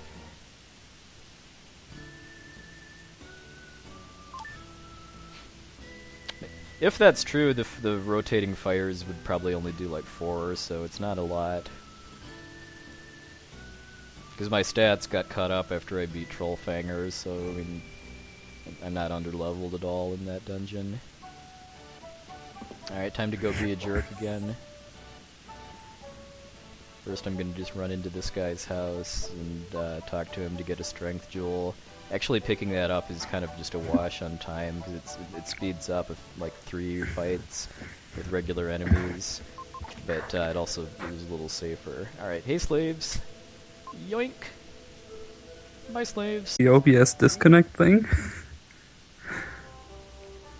Okay, I hope that's not what it was. Looks like it. Feels like the stream went off for just a second. Looks like it's coming back up, though. Okay, yeah, it's showing frames encoding, so I guess it disconnected and reconnected me. Yeah, like auto reconnects you after 10 seconds or something.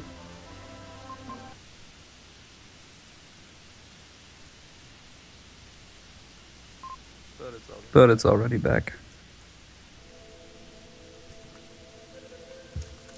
So obviously those slaves that you run in and yoink their stuff are the same couple of slaves that you left behind in captivity way earlier in the game.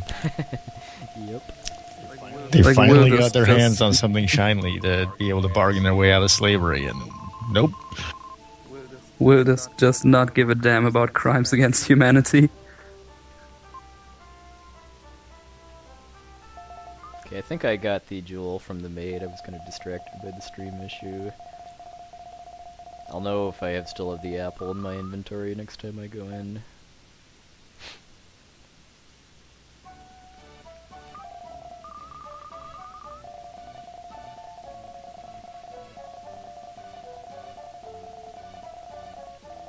Yeah, unfortunately I don't know enough about what's causing the echo to be able to do anything about it right now, because I can't hear it on my end, and everything I'm hearing is what you all should be hearing on the stream. Because if I like had the monitor sound for my from my Twitch preview thing on, I'd be able to hear it too, and it would be delayed by 30 seconds. Oh yeah, that was Yeah, Will I guess being it's something with your audio being maybe it's something with picked up by OBS, your so microphone, because I heard your OBS disconnect sound. So I guess your microphone is picking up a little bit of your audio, and that's what echoing for the viewers. Well, let me turn down my TV then. I mean, I can hear the audio through my headphones even without it on the TV.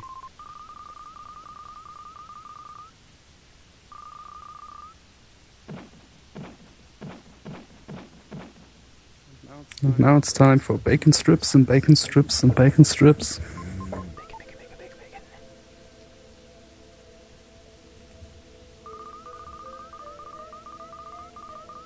My computer speakers aren't on just because I'm wearing a headset.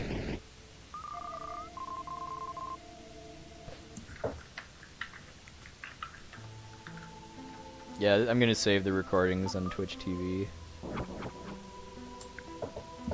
I'm not local recording this though. I figured there was zero likelihood of me beating my record.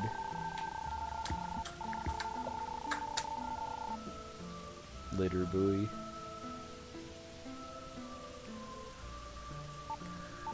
I missed the line where Eric says to eat, poor Hamlet, to eat or not to eat. That's just such bad taste. Yep. And I'm not talking about the bacon here. Yep, bacon is. I was gonna say there's nothing bad taste about bacon.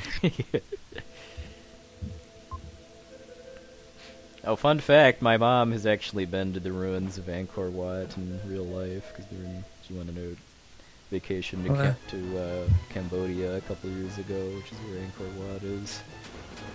I hope she brought sunglasses. Yeah. She missed the part with the floating demon heads, too.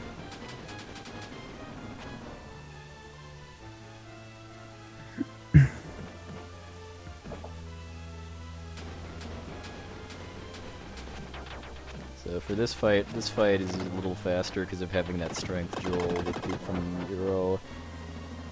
And by hitting the statue on the left, I manipulate its AI so that it drops those slugs or worms or whatever they are instead of shooting at me.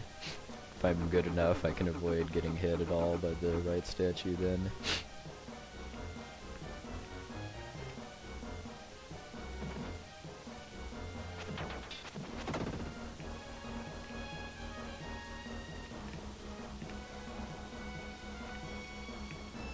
That's another one where I don't know actually if it saves time to spin dash there, but it's long enough that it almost feels like it should be.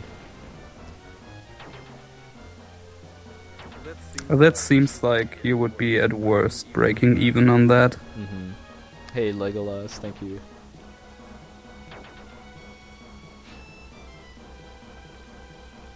Yeah, I kind of like this dungeon just because, I mean, it's got some really fast-paced movement with using spin dashes and a really cool, two actually kind of cool sequence breaks.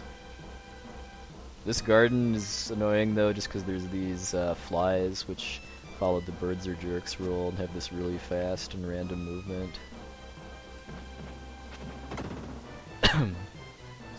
So it follows the Final Fantasy IX logic of birds. Yep, anything that has wings or is hovering is considered a bird and is therefore a jerk. Freedan is technically optional. Well, yeah, technically optional here, but I need to get him to do a skip. Wait, don't you need him for Earthquake yeah, I if guess you don't do the skip? You would need to use him to use Earthquaker to get through, yeah. Alright, so speaking of which, I'm supposed to use Earthquaker to get through this next room, which is a move that paralyzes enemies, but if I position a split shot with my Dark Friar just right, I can actually kill the golem that you're normally supposed to use Earthquaker to paralyze before it blocks your movement and becomes invincible. And that lets me completely skip having to go into the east section of this temple in order to learn Earthquaker. So what I did right there too is because Angkor Wat works a little differently as far as how checkpoints work compared to everywhere else in the game. There's the road to Main Hall and the garden areas are both checkpoints that work even if you die without having 100 dark gems. So I activated that checkpoint so that I could respawn there with Will, whose slide I need in the next part of the dungeon. Also, it's way faster than going back from that red jewel. Yep. Alright, now we get the opposite of the Dark Room in Soul Blazer here.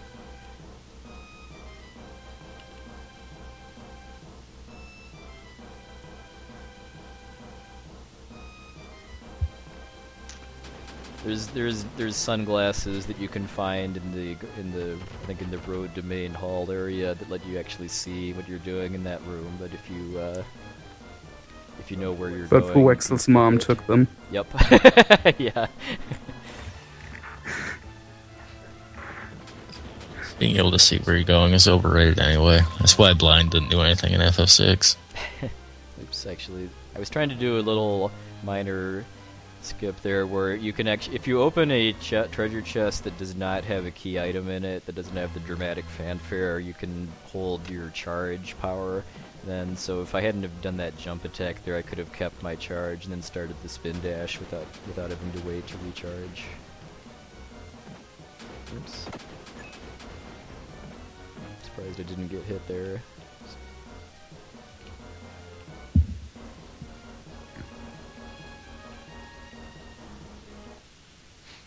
I hated these enemies so much. Like the ones that get faster the more you hit them. Yep.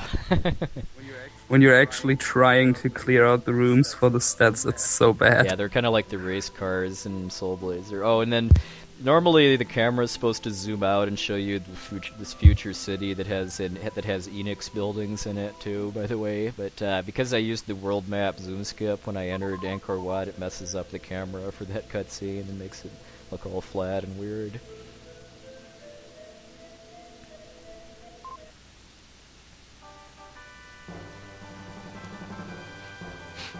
Yeah, this is the first time Rudix has ever come to my stream when I'm not in Mu, when I'm playing this game.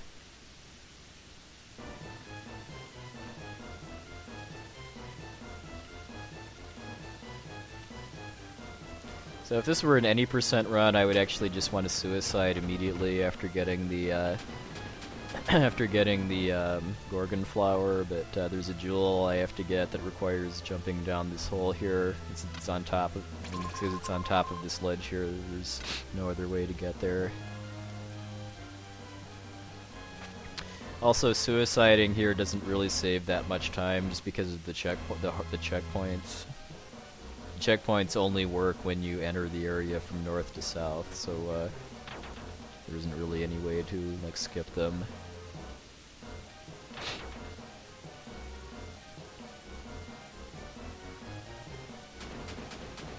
This is pretty much the only significant backtracking in the whole game. And it's not really that much too, just because of having shortcuts to get through the indoor sections.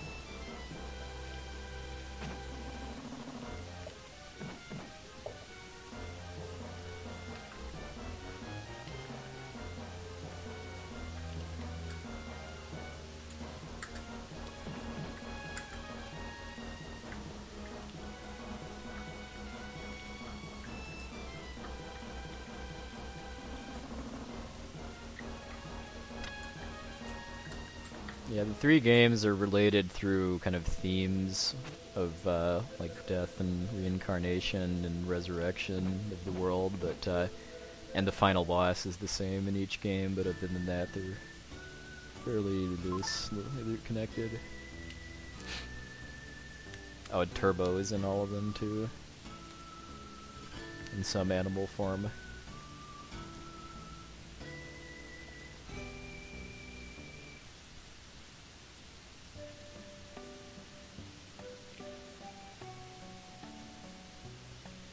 If you actually examine the skeletons here, you can find a pretty sloppily, or in Angkor Wat, you can find a pretty sloppily censored reference to cannibalism.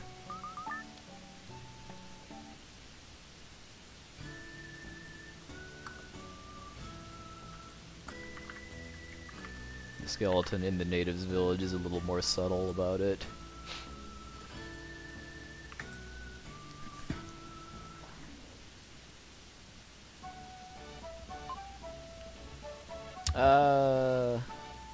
Probably about half an hour or so left.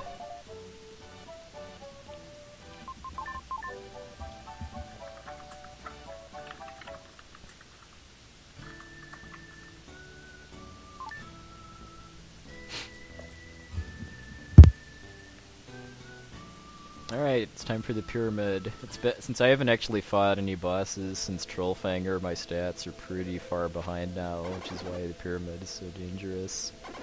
So just something for safety I'm going to do, since this is a live run, is I'm going to kill both of these orbs in this first room to get a defense jewel, which lets me take an extra hit. Later on I'd skip this in a record attempt just because it costs a few seconds to get. And it makes suiciding slower too.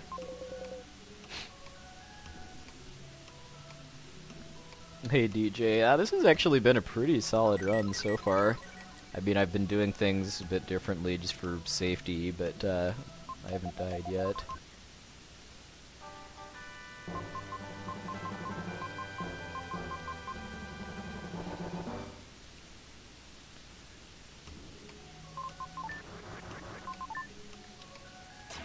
This is the one time in the whole run that I actually have to talk to Gaia.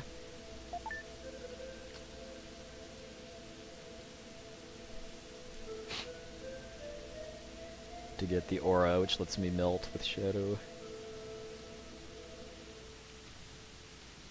Okay, I'm gonna get the most difficult part of the pyramid out of the way first.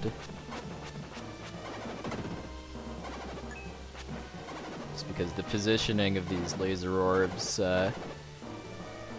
makes them really nasty to iframe dash through. Iframe dashing is where I attack while running, and then I'm invincible while the enemies are flashing and hit stun.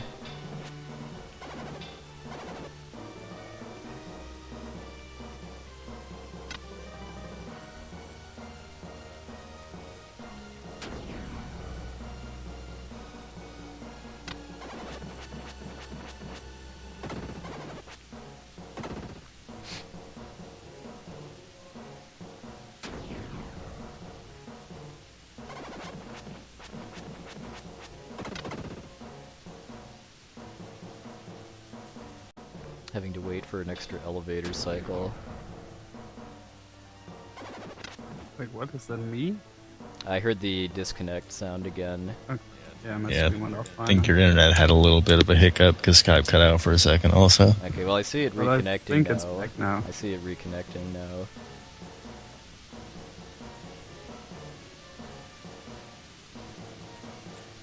Alright, I'm just gonna pause the timer for a second to make sure make sure it's fully back up before the killer 6-pack.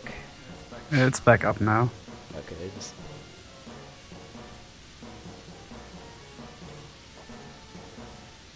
Okay, there we go.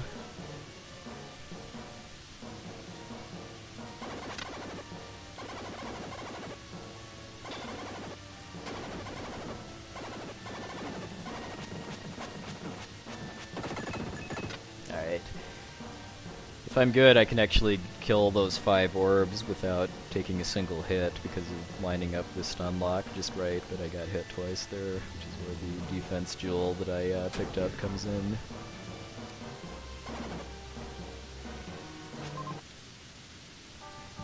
I think this area might be the worst part of the game.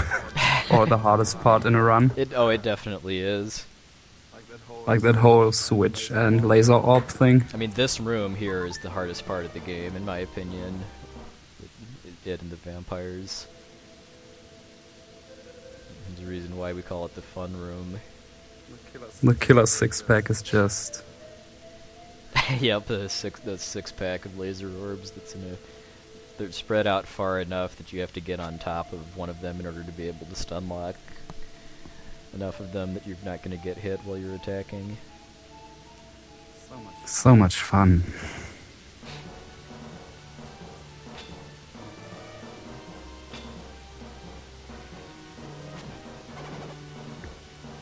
Does it like actually make you faster to be lower in a room while melting through the floor with a shadow? Or well, yes, because he and seems no. to travel incredibly slow.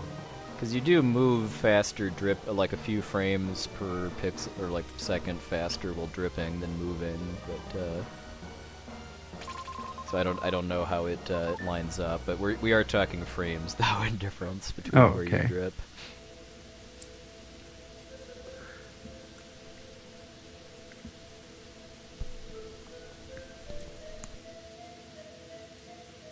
muted that one. Last 2 days my allergies have been acting up, which is kind of unusual for the winter. Are you having an incredibly warm winter like we are, or?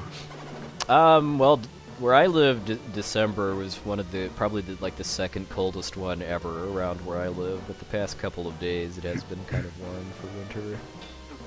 Okay, well, because where I live, it's been really warm for basically all of December, and flowers are starting to bloom and shit. Yeah, most of December was really cold here, though. I mean, I'm not very good with metric conversions, but it was in the -20s Fahrenheit after wind chill. Okay, this bird's a jerk right there, although he wasn't too much that time, because he can just get right under me and make me take damage with nothing really I can do about it there. Holy shit, that's cold. It's like the temperature conversions get so weird once you get to the lower Fahrenheit values. Yeah, because Fahrenheit, I believe, is based on the temperature of the human body rather than on round numbers, Celsius like Celsius is. Yeah. Well, Celsius is basically kind of laid out around water, I guess, because 0 degrees Celsius is the freezing point of water, and 100 degrees is the boiling point. Yeah, that's right.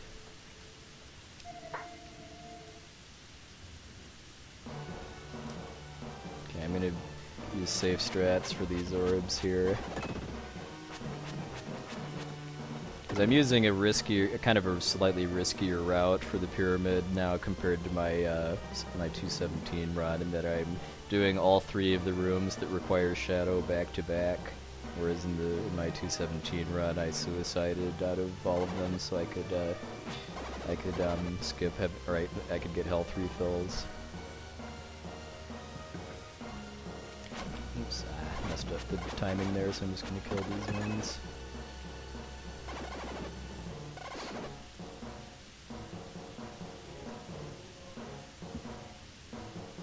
Yeah, or Kelvin too, where all realistic numbers are incredibly high because 0 is the temperature that atoms stop moving. Which is like, I think, minus 250 something degrees Celsius or something like that. That should be absolute 0. Yep. I like doing the swag poses right there when I pick up the hieroglyphs with Shadow. Alright, so now Shadow's work is done until I get to the boss, so now because of where the red jewel is, you basically have to suicide in order to get out of the second door efficiently. So now I'm gonna go back into the fun room to get the red jewel here. So okay. Is this where you throw him off the floating continent? Yep. I could have done this a little riskier in order to minimize the amount of time it takes to suicide. I mean, not having that defense jewel would make this faster too. Okay, I get 274. That is still pretty freaking cold.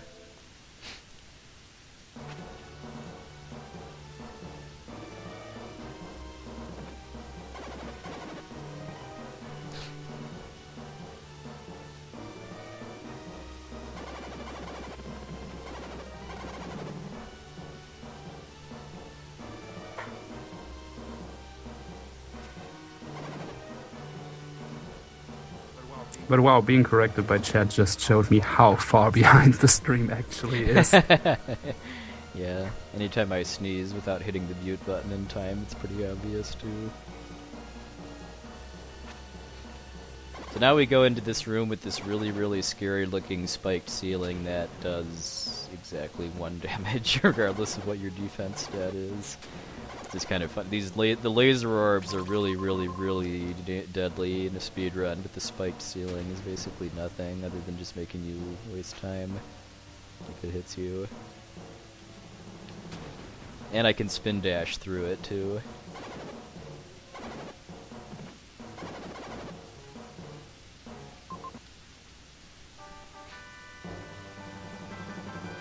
I am very prepared for my runs at AGDQ Whiffed.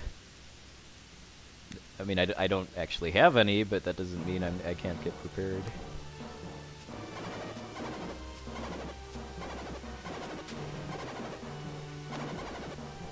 I would have tried to wear down my health a little bit getting here too in a more serious run in order to make suiciding there faster.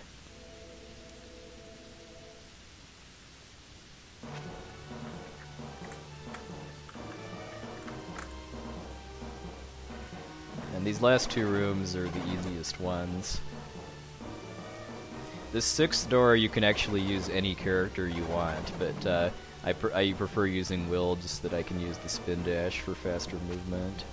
A lot of them just involve going in a straight line. A lot of the parts of this door.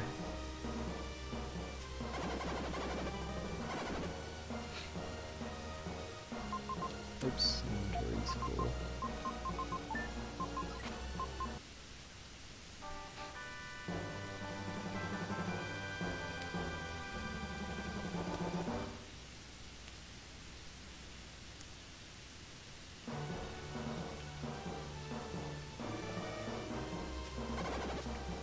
Yeah, we've already done Soul Blazer, but if you want to see more Soul Blazer, follow Everhate's personal stream because he does it more often.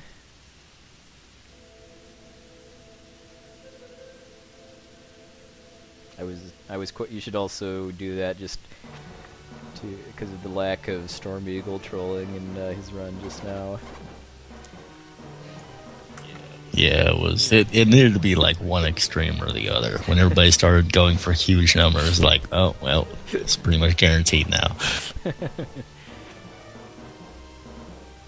Is it 50? I mean, has anyone figured out what the odds are? Is it just 50-50 each cycle, or is it more complicated than that? I'm not sure. I'm sure when the task work in progress gets there, we'll find out more. But it's still pretty early in the game. It seems to be roughly 50-50 odds of doing any attack. And I'm sure it's based on like frame you enter or something weird like that.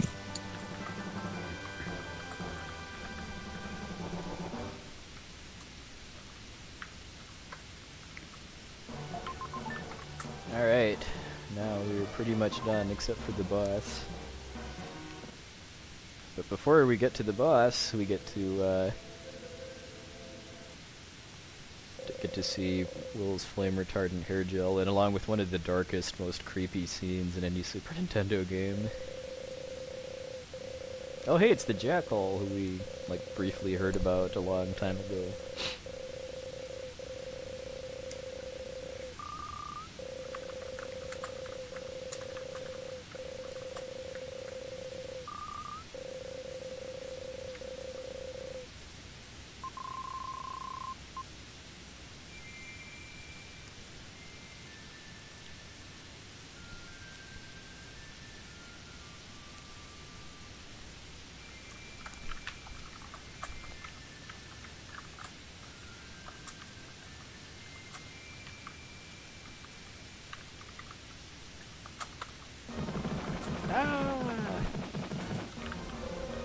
Will's flame retardant hair gel is so potent it messes with the sprite too. It makes part of the flame invincible or invisible.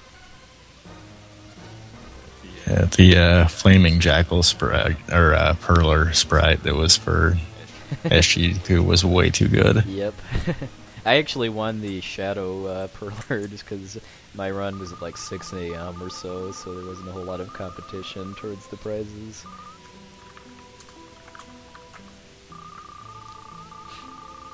Soul Blazer was right before it, and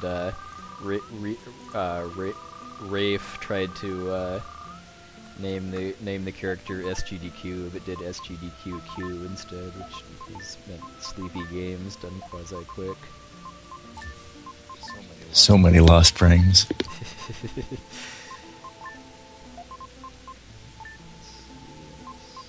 One of these days I'll figure out how many times your name is mentioned and add it up. it's a little bit excessive. You're supposed to know how to get through that puzzle by reading Will's father's journal, but you don't actually have to either get the journal or read it in order to do it, the puzzle.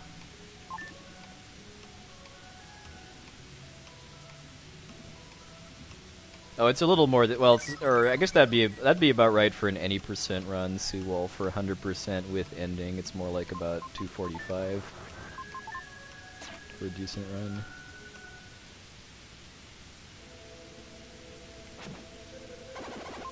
Alright. The only reason why this boss is kind of intense is because I die in 2 hits. Most of what she does is pretty predictable. And I can manipulate the... Ooh, I'm surprised I didn't get hit there. Manipulate the ghost's pattern.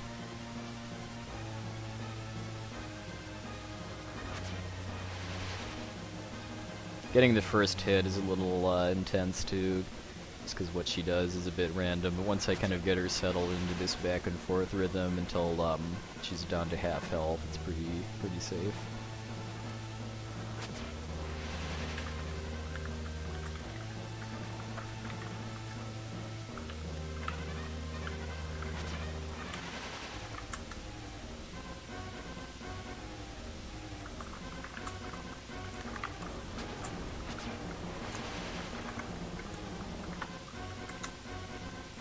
So now the next time I hit her, she might do something different, which she did. Once she's below half health, she then has a 75% chance of doing that ring ghost pattern instead of the spreading one. A perfect fight was where she does that every time, because as you can see, it's a lot easier to reform the ghost circle if she does the spreading pattern, or the ring pattern. We'll actually see a somewhat similar boss fight in Terranigma. Yeah. Alright. That was a pretty good fight execution-wise, although not really RNG-wise, because she did the spreading ghost pattern a couple times during the second phase, but at least every time she did the ring, because when she does the ring pattern, I don't know how well it shows on the 30 FPS stream, but one of the ghosts that starts out in the lower left corner of the circle is solid, and the others are all transparent. And you have to hit the solid ghost in order to reform the circle. But because it's the same one every time. If your timing is good enough, you can hit it as soon as the circle forms.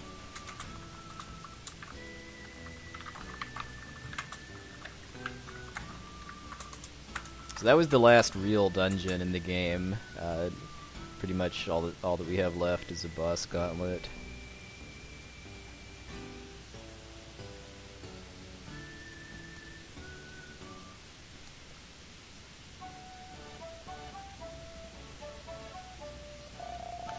Yeah, I never quite understood why there are boss refights, but I don't know. I guess it's like ActRaiser thing. Yeah. I mean, the first 4 are kind of fun just because you get to massacre them with Shadow, but then the Mummy Queen refight is just the exact same fight as what you just did, only it's easier because of the layout of the room. And in a speedrun because your stats are caught up and you don't die in 2 hits.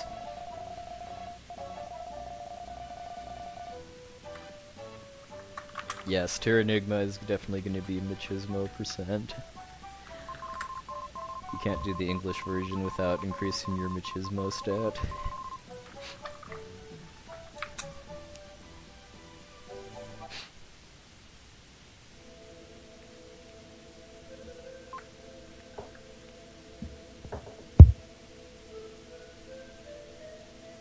Okay, this last jewel here is technically missable, because once you've gone upstairs you can't go back down to the ground floor, but everything else from when we left Boo's, except for the one in the Ishtar Studio memory puzzle, you could go back for.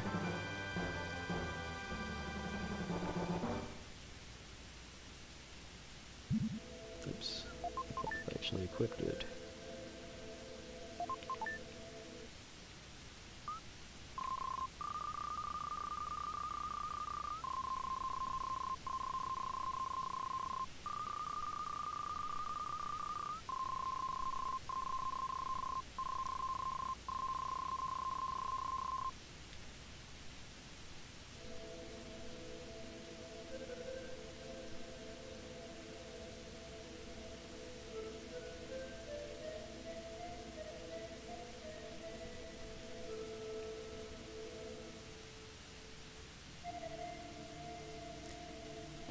So some of the bosses do have new tricks, like Kastoth shoots 2 fire crystals instead of 1, but I can also just wreck him because of doing 3 damage per hit instead of 2. And the hands only take 1 hit with Shadow instead of 5 with 3 man.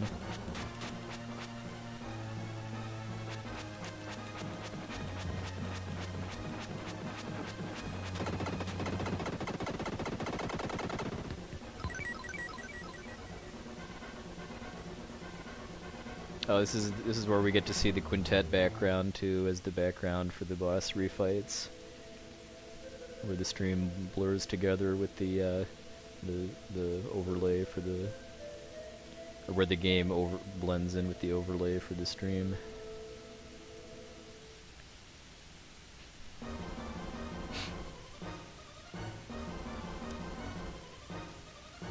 I like how these bosses are just kind of patiently waiting for Will to transform into Shadow too, before they start attacking. Okay, that was a boss, sort of. Almost got an attack off.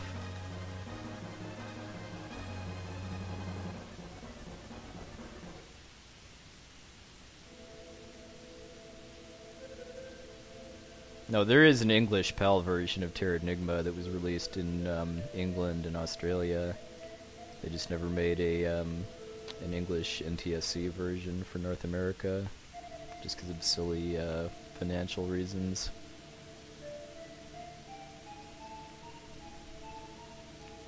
Yeah, serious Terranigma runs are all in the Japanese version because the text is a lot faster, but for just for fun runs and for marathons, it's nice to have a 60 FPS English version, because the story is one of the strong points of the game in a lot of places. Okay, the Vampires refight is the most different boss refight from the original one. We went just like the fastest version. This would be the only one that's in English. Yep. Wow, that was a pretty good fight, actually. I was using a glitch I didn't really explain very well in the pyramid called the aura attack glitch, which is where if I attack with Shadow and then cancel the attack by using the aura to melt, I can actually keep attacking while I'm melting, which lets me... I'm basically attacking every frame while I'm doing that, too, so it gives me the fastest possible hit rate. Okay, Trollfanger reloaded. I can 2-round Trollfanger if I get the egg pattern twice in a row.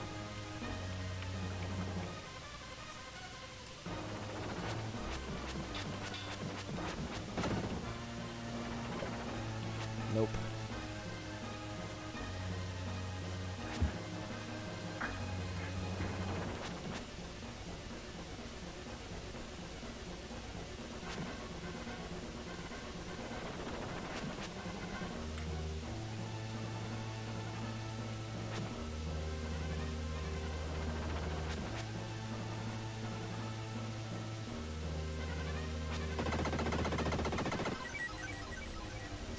The RNG was a little okay in that it gave me 1 egg pattern, but the fact that I only got 1 for the whole fight is kind of bad.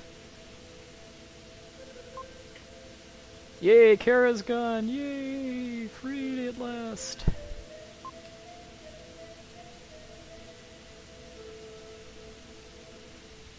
Yeah, it's really unfortunate that none of these games are on Wii Virtual Console or any means of playing them other than either having a Super Nintendo or playing on emulator. And the only Quintet game that's on Virtual Console is ActRaiser.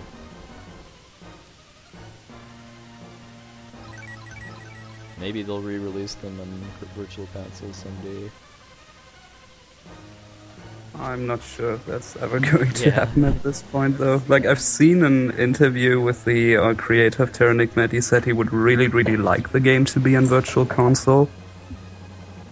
But there's something with company politics and stuff preventing them from getting it there. Yeah, because then they could release it in America, too. I mean, there wouldn't really be any kind... I mean, doing digital releases of games is a lot cheaper for studios, because they don't actually have to pay for, like, making box artwork and manufacturing cartridges or discs or that sort of thing.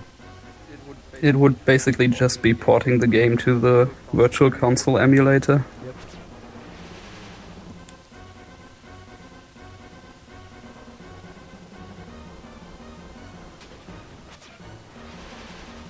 They should also release ActRaiser 2 hard mode only. Yes.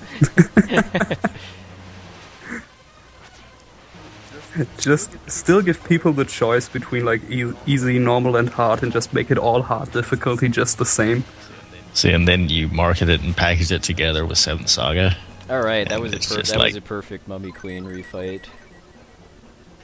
Both Here, RNG have and 2 Enix execution. games that will completely crush your soul. Have fun.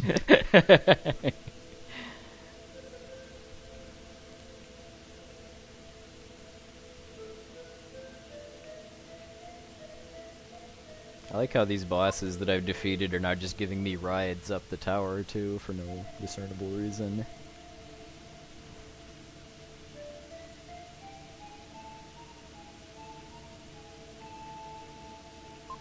No! I mean, hi Kara. Obviously needs like a vampire refight with half a dozen vampires. Yep. Alright, time for people to get their bets in on Snake Panic. I need to get 30 snakes in order to get the jewels from this. I think I'm going with 102. That's a pretty safe number.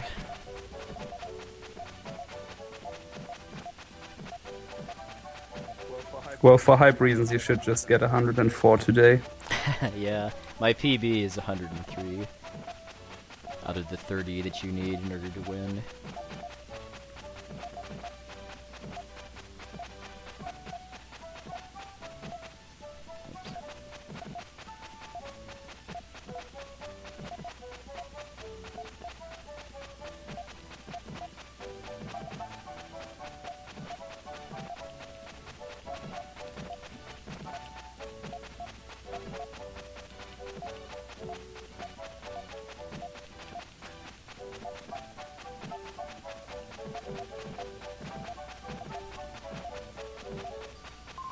$101. Yeah, I whiffed a little bit on one of the hits, so I didn't get 102 or 103. You just didn't want me to win, did you?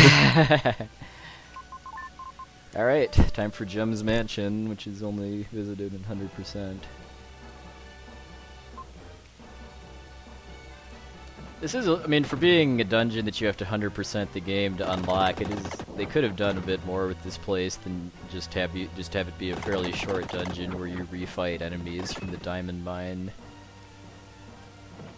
But this is also a lot lag central too, just because of how many enemies are on screen at once. So I try to kill these eyeballs if they get in my way, just to cut down on lag.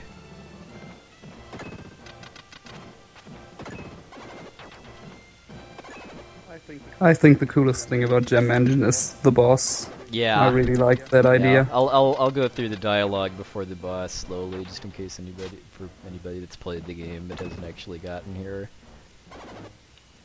We also need to see all the trash talk against Everhate too. Yeah, I wish instead of like the Gem's Mansion layout, they could have done something with one of the many Soul Blazer environments. Like they could have just made this some version of the painting. Mm-hmm. With clouds that zoom by at like 200 miles per hour. Yep.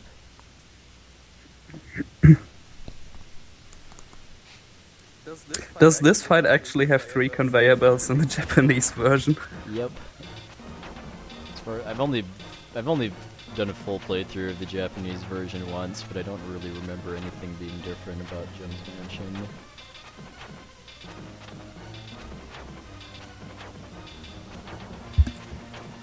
This also isn't really meant to be this easy, but fortunately his hitbox is big enough that I can hit him from across the center conveyor belt.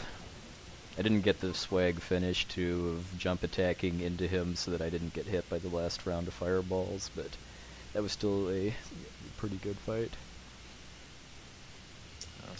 So abusing the boss hitboxes. Maybe this is Soul Blazer. Yeah. I don't know what he was on to as far as saying that Will is stronger than the Soul Blazer because of the Soul Blazer kind of wrecked him about 4 times that speed.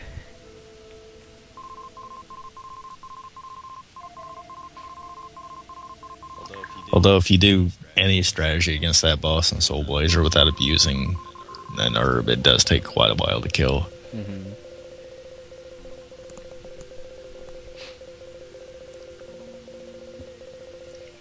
Although I also kill it in like the first 15 minutes of the game, and it takes you 2+ hours to get there. I don't know.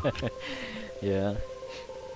Oh yeah, Zach J. Hutch does have a point that fighting him with a real sword is probably a bit more effective than a flute. It's definitely the Zantetsu flute. Nice.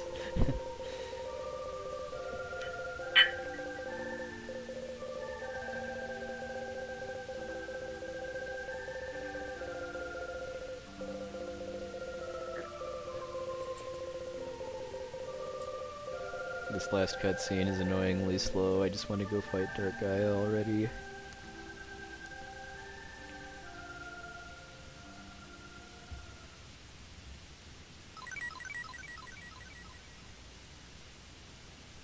Dark Gaia's motivations in this game are pretty vague too. I mean, I guess she wants to mess with evolution on the planet by emanating evil energy as a comet, but why exactly is pretty vague. Because he was a bird once.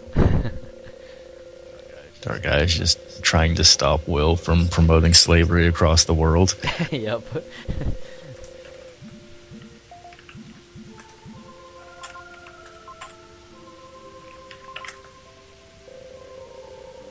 Alright, later, Muffy. Thanks for watching. And sadly, we don't. In order to get the Phoenix in this game, we just have to talk to some ghosts and see some spinning statues instead of getting dancing grandmas.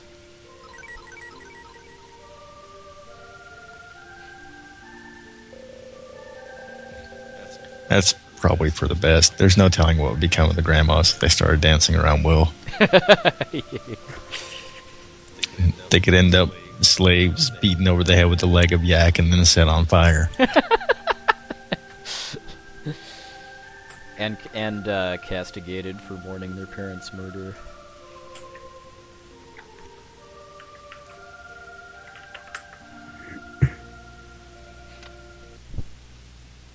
Well, they're not good with ending plots, but they are good with final boss music.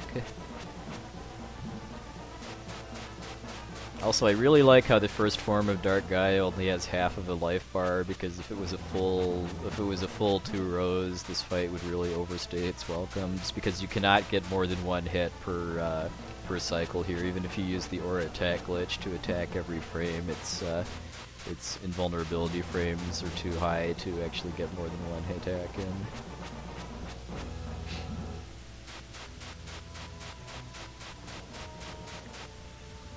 Yeah, I don't know, I always thought this boss form was really annoying, because you hit him and then you melt, and then you hit him and then you melt.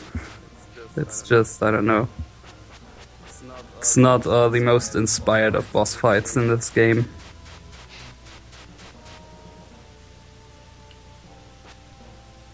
I always like to use the aura attack glitch for the final hit, just for style points and to get the hit on the first possible frame.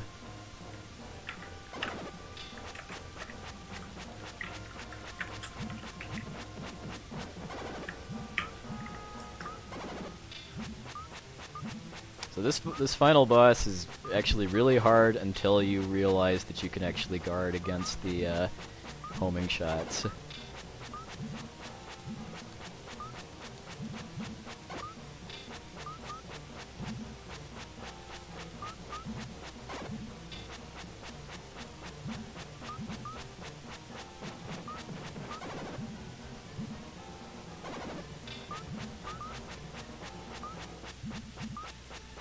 possible to win in 3 rounds too, but the timing's kind of tight. It's not as bad as the first boss, but I'm not consistent at being able to get the 3-round kill, but I've got a shot at it now if I can get 5 hits on the final round.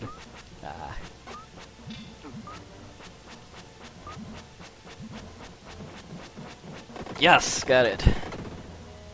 Alright, so 2:22:35 looks like was the final time. So that's a little over 5 minutes away from my PB. My PB didn't get the 3-round kill and lost time in a few other places, but I played this still faster than what you got yesterday, right? Yep, by about 3 minutes. Yeah, it's a really good run for this had no unintentional deaths, and I mean I did play several sections a lot safer than I would have in a more serious run. But yeah, I'm really happy with that run for a live no reset run. Now there's pressure on me because we had some pretty good runs today. Somebody has to derail the hype train at Racket. Yeah, if not for the one... Someone has to suplex the hype train and send it to the train graveyard. I'd like that one bad death, but otherwise the run was pretty decent.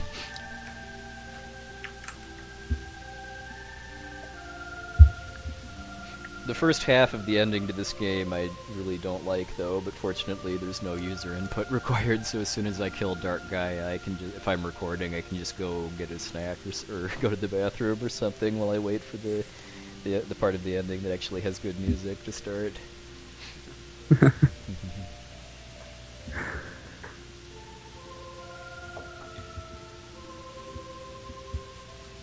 It's a shame the Mr. MV raid was early, otherwise we would have world record pace for the Turnigma run. Yeah, because every time Mr. MV raids Sakegeist's channel, he gets a new record on Turnigma. Conveniently, every time I raid his channel, he gets the worst boss luck he's ever seen. Yep. Which is impressive at this point.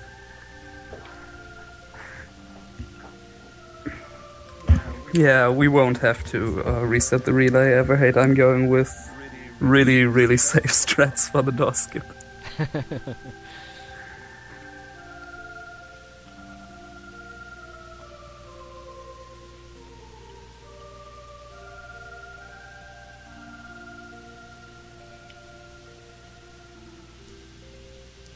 Trilogy ending is alright once you get past this initial long stretch of it. Where it's just 10 minutes, basically, of Will and Kara talking to ghosts on the Comet.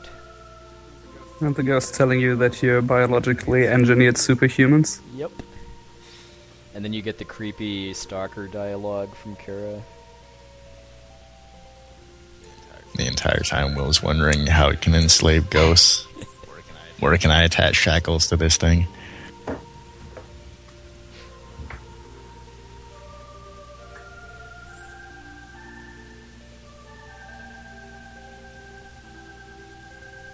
Yeah, GTF raises a good point. I mean, I tried to draw attention to it where I could, but the English, I did skip over a lot of the text too. But yeah, the English translation of this game makes the main character sound like a really, really, really big jerk in a lot of places, along with what you have to do to get all 50 rituals. Yeah, Will is not a nice guy. I mean, when I played the Japanese version on stream once, Mike Uyama, who can read Japanese pretty fluently, was watching, and I had him translate the dialogue for I'm ashamed to see you like this, I've never seen you like this before thing, and he comes off a lot better in the Japanese version. So Ark has his jerky moments, but at least he rocks out some purple boots. Yep. So all is forgiven. And he cracks puns.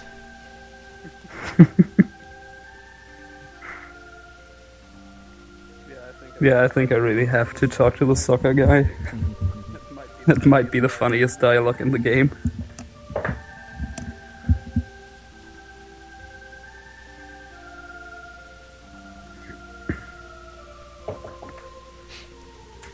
Yeah, I'm not certain how many liberties were taken with the English translation, but there are certainly some really good moments in Terranigma.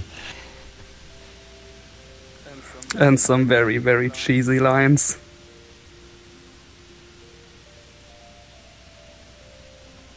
Well, you're following on the tails of to eat or not to eat.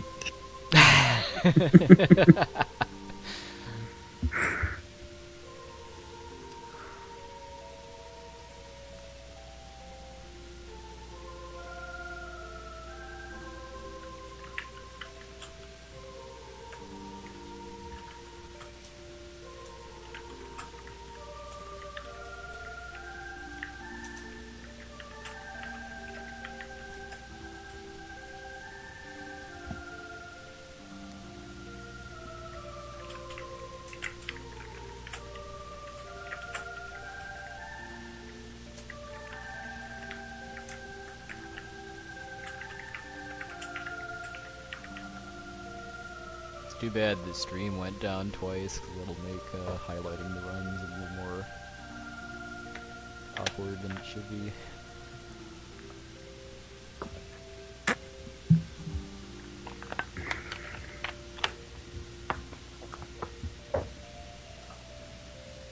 Well, I think just for people watching, having it in two parts or so is actually a bit nicer, because when you try to like skip something in a 7-hour highlight on Twitch, it just completely craps out. Yep. and just like making little adjustments in the time bar too is not easy when you have a 24-hour plus long video.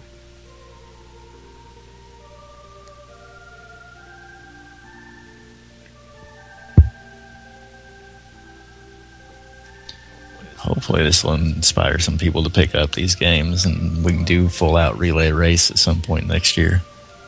That would be sweet. Because there are 3 or 4 people now that are capable of running Soul Blazer.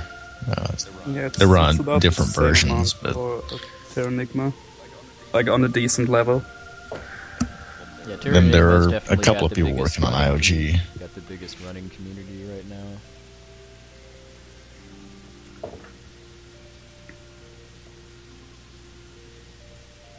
But after AGDQ, I'll start picking up Soul Blazer with a few people, so yeah, that people who run more IOG. Yeah, that and Final Fantasy IV are the next 2 new games I want to learn.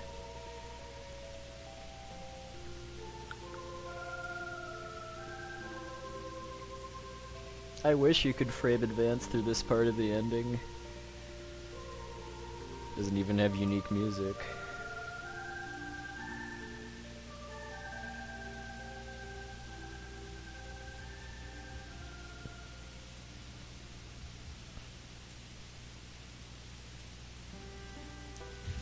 Might actually be pressured to improve my runs here pretty soon, because I've got somebody closing in on my English run with deaths and on my Japanese run with deaths. Oh. Japanese one is substantially worse, but they're still both pretty close. So who is doing the US version? Like I know Moon is doing pretty well with the Japanese. Yeah, I'm not sure how to pronounce the name exactly. Genya 23 or Genya 23 or something.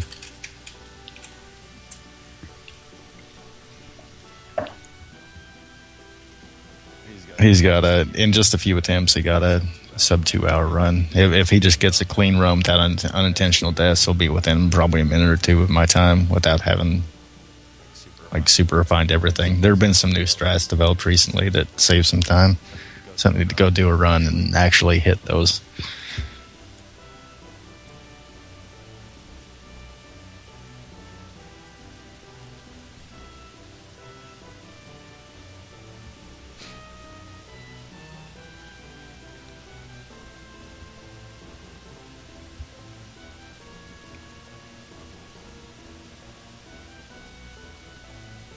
This part of the ending is so bad.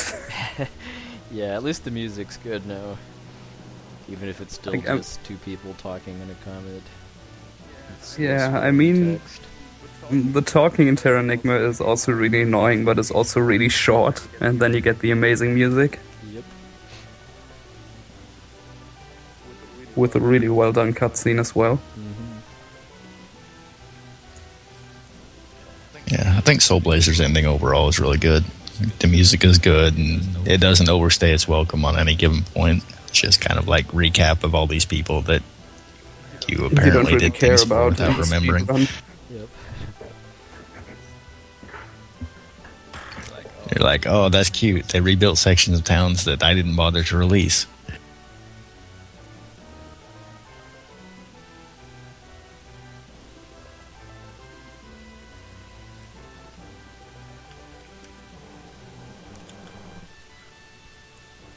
And yet, and somehow the Tower of Babel becomes a skyscraper after the world is remade too.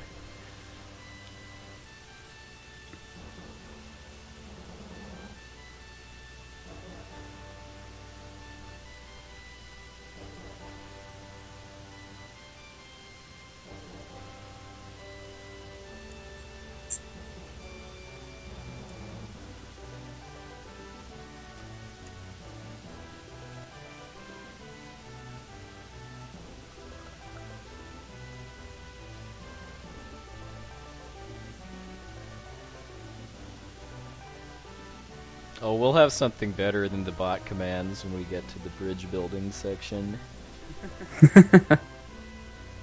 As long as we can stay in sync with each other. It could be kind of difficult.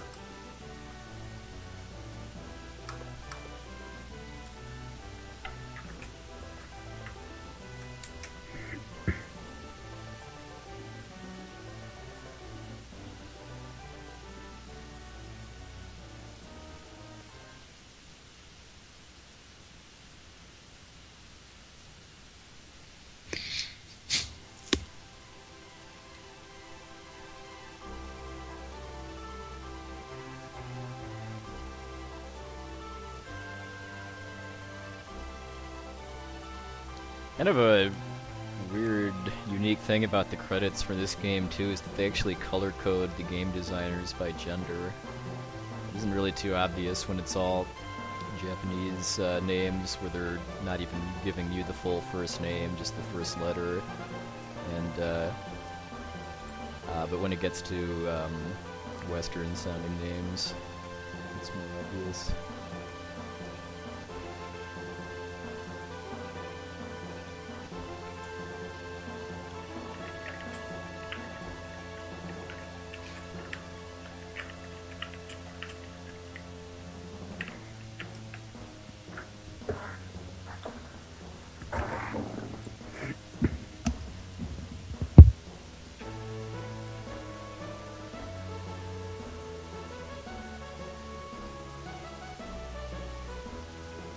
I've heard many things.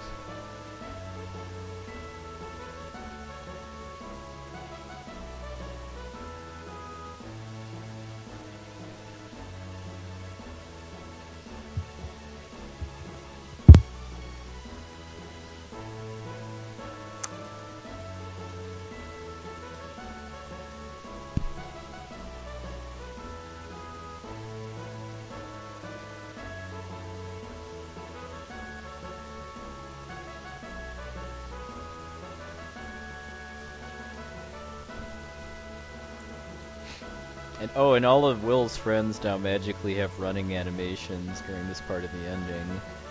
Because before, whenever Kara was following you, she was a power walker.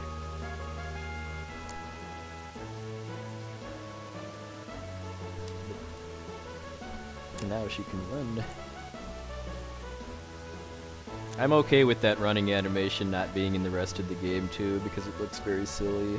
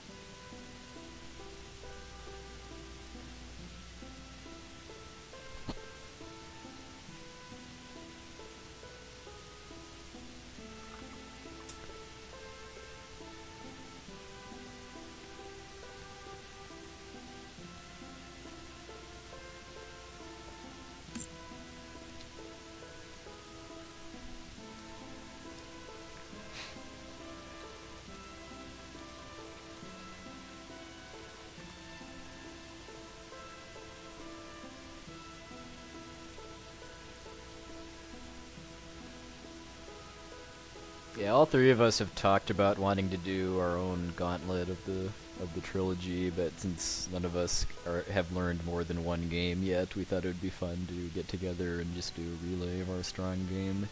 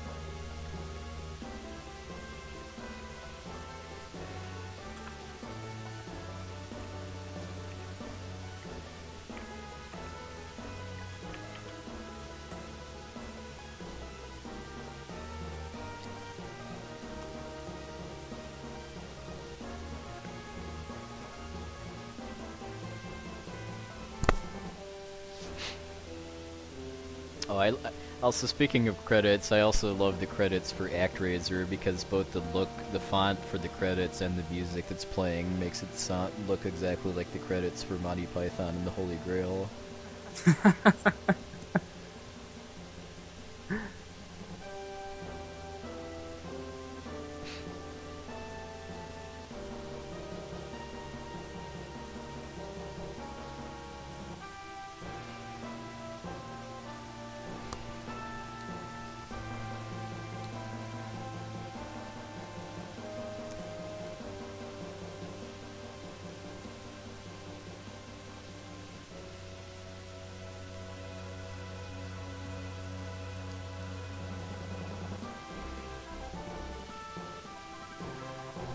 And Ed tradition, walking past all these NPCs that I barely interacted with.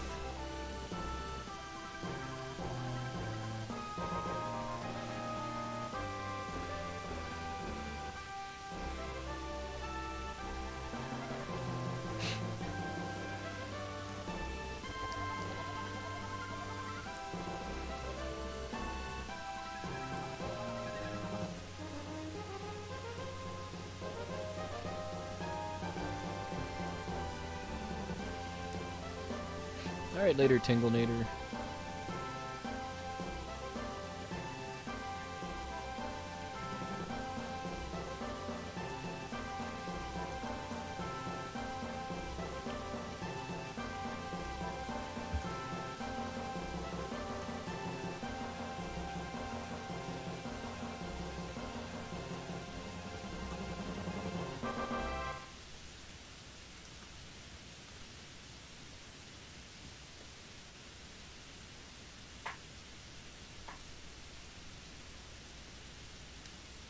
But wait, there's more.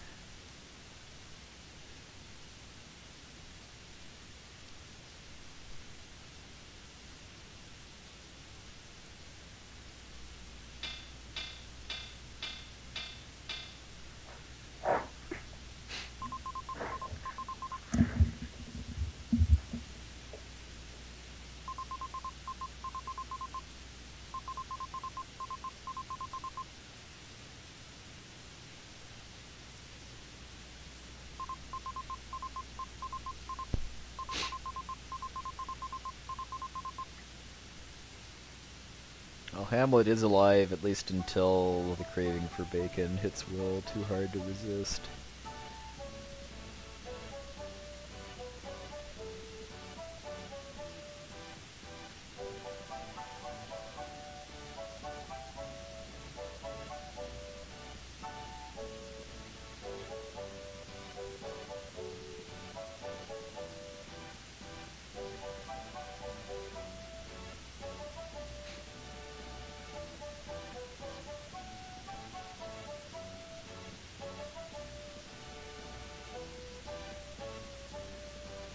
looks like the stream's cut up, so I'm just gonna run a 1-minute commercial and then we will switch games.